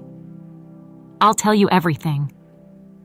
That evening, Michael brought out a box of old family photos, ones that he had kept stored away for years. He and Emily sat on the living room floor, sifting through the pictures together. For Michael, it was like opening a time capsule, so many memories of a life that had been lost to him for nearly 2 decades.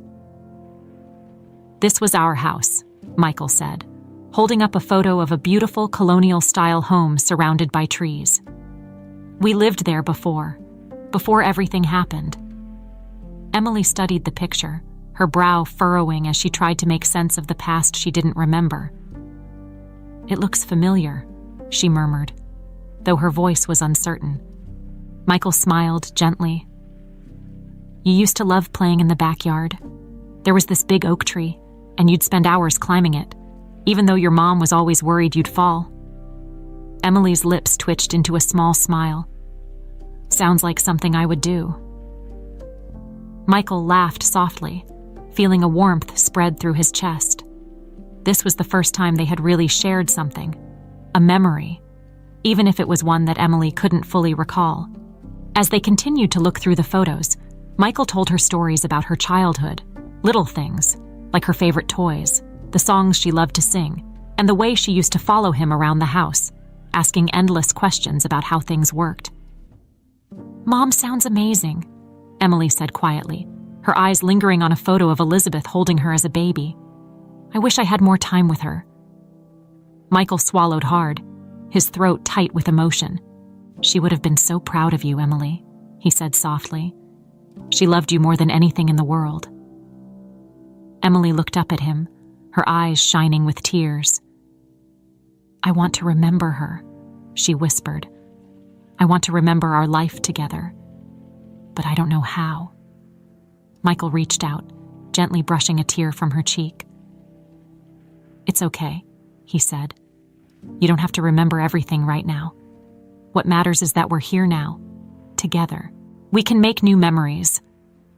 Emily gave a small nod, though her expression was still filled with uncertainty. I'm trying, she said quietly. But it's hard. I don't know how to just go back to being Emily. You don't have to be the person you were, Michael said gently. You're not just the girl you were when you were 7. You've grown up. You've had a life. And I don't expect you to erase any of that. You're still Lily too. But you're also Emily.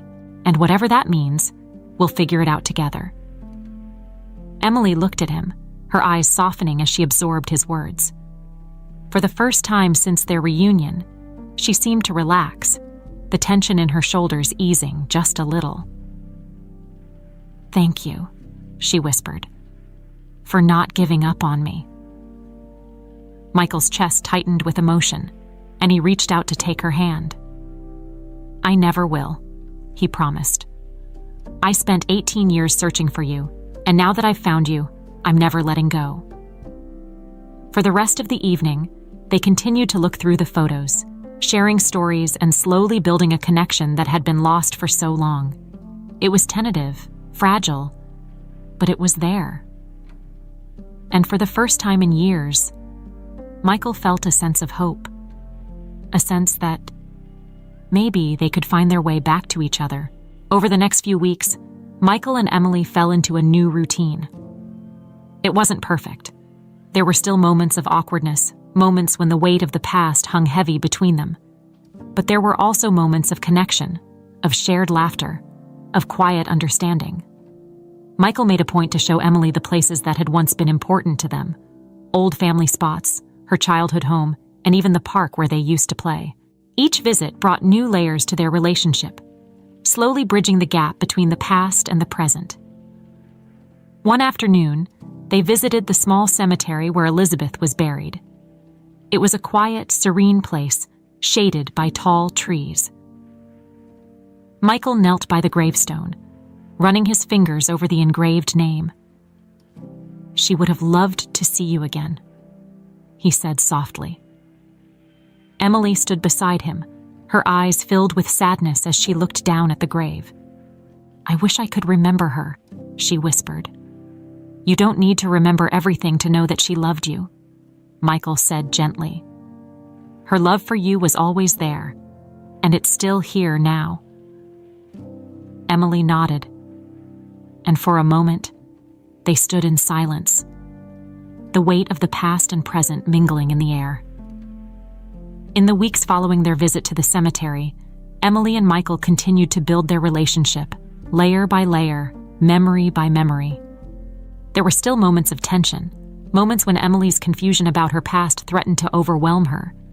But she was trying, really trying, to let herself believe that this was her new reality, that Michael was truly her father, and that the life she had been living before wasn't the full picture of who she was. Michael, on the other hand, felt both relief and guilt. He had found his daughter, the one he had spent years searching for, but the pain of all that had been lost, so many years, so many memories they could never get back, haunted him. He had to remind himself to be patient, to give Emily the space she needed to come to terms with everything. But it wasn't easy. Every time he looked at her, he felt a pang of grief for the time they had missed together. One evening, they sat together in the living room, the soft glow of the fireplace casting shadows across the room. Emily was quiet, turning the pendant around in her fingers, a habit she had developed when she was deep in thought. "I've been thinking about Mom a lot lately," she said, her voice barely above a whisper. Michael looked up, his heart heavy. "It's natural," he said gently. "She's a part of who you are, even if you don't remember everything." Emily nodded slowly. "I wish I had more memories of her. I wish I could remember her voice, her laugh, anything." Michael leaned back in his chair, staring into the flickering flames. "You were so young when she passed. I don't think anyone expects you to remember everything, but I can tell you about her, if you want." Emily hesitated, then nodded. "I'd like that." Michael took a deep breath, gathering his thoughts. Elizabeth was incredible, strong, kind, patient. She loved you more than anything in the world. When we found out she was pregnant with you, it was the happiest moment of our lives. We had been trying for years, and you were our miracle. Emily smiled faintly, her eyes softening. "She sounds amazing." "She was," Michael said, his voice thick with emotion. "And she would have been so proud of you, of the woman you've become." They sat in silence for a few moments, the weight of Michael's words lingering in the air. Emily glanced at him, her brow furrowed slightly. What was it like, after she died? Michael swallowed hard, the familiar ache of loss settling in his chest. It was devastating. I felt like my world had fallen apart. I didn't know how to go on without her, but I had you. You were my reason to keep going. Emily's eyes filled with tears as she listened to him. and then I disappeared." Michael's heart ached at the sadness in her voice. "Yes, and when you were gone, it was like I had lost everything. I spent years searching for you, hoping, praying that one day I'd find you." Emily wiped at her eyes, her voice trembling. "I'm sorry." Michael frowned, his heart breaking for her. "You have nothing to be sorry for, Emily. None of this is your fault." "I know," she whispered. "But I feel like I've missed so much. I've missed you. I've missed Mom. I've missed my whole life." Michael reached out, gently taking her hand. "We can't change the past, but we have the future. We can make new memories." Emily looked at him, her eyes filled with uncertainty. "What if I can't ever fully remember who I was?" Michael squeezed her hand. "Then we'll focus on who you are now. You don't have to be the girl you were. You're Emily, but you're also Lily, and that's okay." Emily nodded, her tears spilling over. "I just wish I knew how to move forward, how to be both." Michael's chest tightened. He wanted to take away her pain, to make everything right again, but he knew this was something she had to work through on her own. "It'll take time," he said softly. "But you'll get there. And I'll be with you every step of the way." The next day, Michael received a call from Paul. His voice was urgent, cutting through the quiet of Michael's office like a knife. "Michael, we've got him." Michael's heart raced. "Hale?"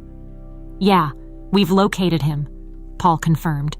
"He's been hiding out in Miami, using a fake identity, but we've got enough evidence to bring him in." Michael felt a surge of anger rise within him. David Hale, the man who had helped Samantha orchestrate the disappearance of his daughter, the man who had played a part in ripping his family apart. Now, he was finally within reach. "What's the next step?" Michael asked, his voice tight. "I've already contacted the authorities," Paul said. "They're going to arrest him. After that, we'll get the chance to talk to him, to find out everything." Michael's grip tightened on the phone. "I want to be there." "You will be," Paul assured him. "This is your chance to get closure, Michael. We're almost there." After the call ended, Michael sat back in his chair, his mind racing. He had been searching for answers for so long. Now, they were finally within his grasp. But as the reality of it set in, he couldn't shake the feeling of dread that lingered in his chest. What would Hale say? What more could be uncovered about the conspiracy that had torn his family apart? And what would this final revelation mean for Emily? A few days later, Michael and Paul met with law enforcement in Miami. The air was thick with tension as they waited for the arrest to go down. Michael's heart pounded as he stood outside the small, run-down motel where Hale had been hiding. This was it, the moment he had been waiting for. Minutes later, they saw movement. Police officers moved in, and within moments, David Hale was in custody. Michael's eyes locked on the man who had helped Samantha destroy his life. Hale looked older, more disheveled than Michael remembered, but there was still something cold and calculating in his eyes. As Hale was led toward the police car, his eyes met Michael's. There was a flicker of recognition, but no remorse. Michael's stomach turned as he realized that this man had never cared about the consequences of his actions. It had always been about money, power, and control. Paul approached Michael, placing a hand on his shoulder. "We'll get our chance to talk to him. We'll get the answers we need." Michael nodded, though his heart felt heavy. He wasn't sure what he would say when they finally confronted Hale, but one thing was certain. He needed the truth, and he wouldn't rest until he had it. That evening, back at the house, Michael found Emily sitting on the porch, staring out at the fading sunset. She looked so small, so fragile in that moment, and Michael felt a deep sense of protectiveness wash over him. He sat down beside her, the cool evening breeze ruffling his hair. "I have news," he said quietly. Emily looked at him, her brow furrowed. "What is it?" "They found David Hale, the man who helped Samantha. He's been arrested." Emily's face paled, and she looked away, her hands twisting nervously in her lap. "What happens now?" "We'll get to question him," Michael said softly. "We'll finally get the full truth." Emily was silent for a long moment, her gaze fixed on the horizon. "Do you think knowing the full truth will make it any easier?" Michael sighed, unsure of how to answer. "I don't know, but I think we need to know." Emily nodded, though she didn't look convinced. "I'm scared of what else we'll find out." Michael reached out, placing a comforting hand on her shoulder. "No matter what we find out, we'll face it together." Emily gave a small nod, her eyes filled with uncertainty. "I just hope it's finally over." Michael sat in the dimly lit interrogation room, his heart pounding in his chest as he waited for David Hale to be brought in. This was the moment he had been waiting for, the moment where everything would finally be laid bare. Across from him sat Paul, who had been instrumental in bringing Hale out of hiding. Michael glanced at him, grateful for his unwavering support, but his mind was elsewhere. The door opened, and 2 officers escorted Hale into the room. He looked smaller than Michael had imagined, disheveled and tired. But there was still an arrogance in his eyes, as if he believed he could talk his way out of whatever trouble he had found himself in. Hale sat down across from Michael, the tension in the room thickening. Michael leaned forward, his eyes locked on Hale's. "You know why I'm here?" Hale raised an eyebrow, a smirk forming on his lips. "I assume it's about your daughter. But honestly, I was just a facilitator. The mastermind was your wife." "Samantha may have started this," Michael said, his voice steady but filled with barely restrained anger. "But you helped her. You're just as responsible for what happened to Emily. I want to know everything. Why you did it. How you kept it hidden for so long." Hale leaned back in his chair, crossing his arms. "It was business at Reynolds. Samantha wanted your daughter out of the picture because she was a threat to her influence over you, and more importantly, to the inheritance." Michael's jaw tightened, his fists clenching under the table. "So you helped her disappear my daughter, my 7-year-old daughter, so Samantha could have control over me, over my money." Hale shrugged as if it were the simplest explanation in the world. It wasn't just about money. It was about ensuring that Samantha stayed in control. She knew you'd never fully let go of Emily or Elizabeth's memory, and she couldn't stand that. So, she made a deal with me. I had the connections to make sure Emily disappeared without a trace. Michael's heart pounded in his chest, anger boiling beneath the surface. He had known the broad strokes of what had happened, but hearing it so coldly laid out in front of him, Emily being treated like a pawn in Samantha's twisted game, made it all feel even more monstrous. "And you never thought about the consequences." Michael's voice shook with rage. "The damage you caused." Hale gave him a hard, emotionless look. "I was paid to do a job. I did it. What happened after that wasn't my problem." Michael slammed his fist onto the table, causing Hale to flinch. "She's my daughter," he roared. "You stole her life, her memories, her identity. You took everything from her, and from me. You destroyed my family." Hale remained calm, though there was a flicker of discomfort in his eyes. "I won't deny that. But you have your daughter back now, don't you?" "You found her." Michael stared at him, his chest heaving with anger. 18 years, he said through gritted teeth. 18 years of not knowing where she was. 18 years of pain, of losing her childhood. You can't fix that. Nothing can fix that. Hale's smirk faded, and he looked away, finally sensing the gravity of what he had done. But Michael wasn't finished. "You're going to prison," Michael said coldly. "For a long time, and I'll make sure you pay for every single day that I spent searching for my daughter." Hale didn't respond. He simply stared at the table, his confidence finally eroding as the reality of his situation set in. Paul placed a hand on Michael's shoulder. "That's enough," he said softly. "We've got what we need."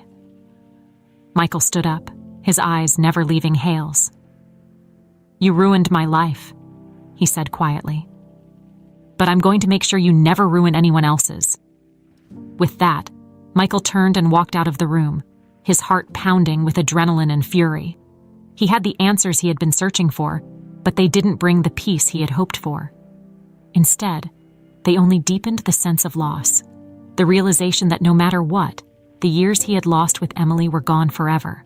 Back at the house, Michael found Emily sitting in the garden, her face bathed in the golden light of the setting sun. She looked peaceful, yet there was a weight in her expression that mirrored his own.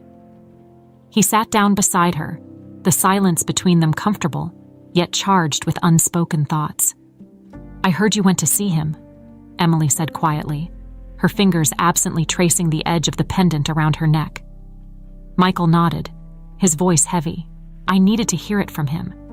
I needed to know why. Emily didn't say anything for a long moment, her gaze fixed on the horizon. Did it help? Knowing the full truth? Michael sighed, leaning back against the bench. I don't know. In some ways, yes, but it doesn't make anything easier. It doesn't change what happened. Emily nodded, her eyes distant. I thought knowing the truth would give me closure, but now I just feel empty, like there's nothing left to hold on to. Michael's chest tightened at the sadness in her voice. You have me, he said softly, and I have you. We've lost so much, but we still have each other. Emily turned to look at him, her eyes filled with a deep, quiet pain. I want to move forward, Dad, she whispered, using the word dad for the first time since their reunion. But I don't know how. Hearing her call him Dad for the first time filled Michael with a mixture of joy and sorrow. He reached out, gently taking her hand. We'll figure it out together, he said. There's no rush. We'll take it one day at a time. Emily gave a small nod, though her expression was still clouded with uncertainty. I just want to feel normal again, she admitted. But I don't know what normal is anymore. Michael squeezed her hand gently. Normal doesn't mean going back to the way things were. It means finding a new way forward. And we'll get there. They sat in silence for a while, the sun sinking lower in the sky, casting a warm, golden glow over the garden. It wasn't the happy ending Michael had always dreamed of. There were still scars, still wounds that needed time to heal. But as he sat there with his daughter, hand in hand, he realized that this was enough. They had each other, and that was more than he had ever thought possible after all these years. Eventually, Emily spoke again, her voice quiet, but steady. I want to keep trying. I want to build new memories with you. Michael smiled, his heart swelling with hope. We will. We'll make new memories, starting right now. Emily looked at him, a faint smile tugging at the corners of her lips. It wasn't much, but it was a start. For the first time in years, Michael felt a sense of peace. The road ahead would be difficult, but they were on it together, ready to face whatever came next. As the last rays of the sun disappeared behind the horizon, father and daughter sat together, the future stretched out before them, filled with the promise of new beginnings.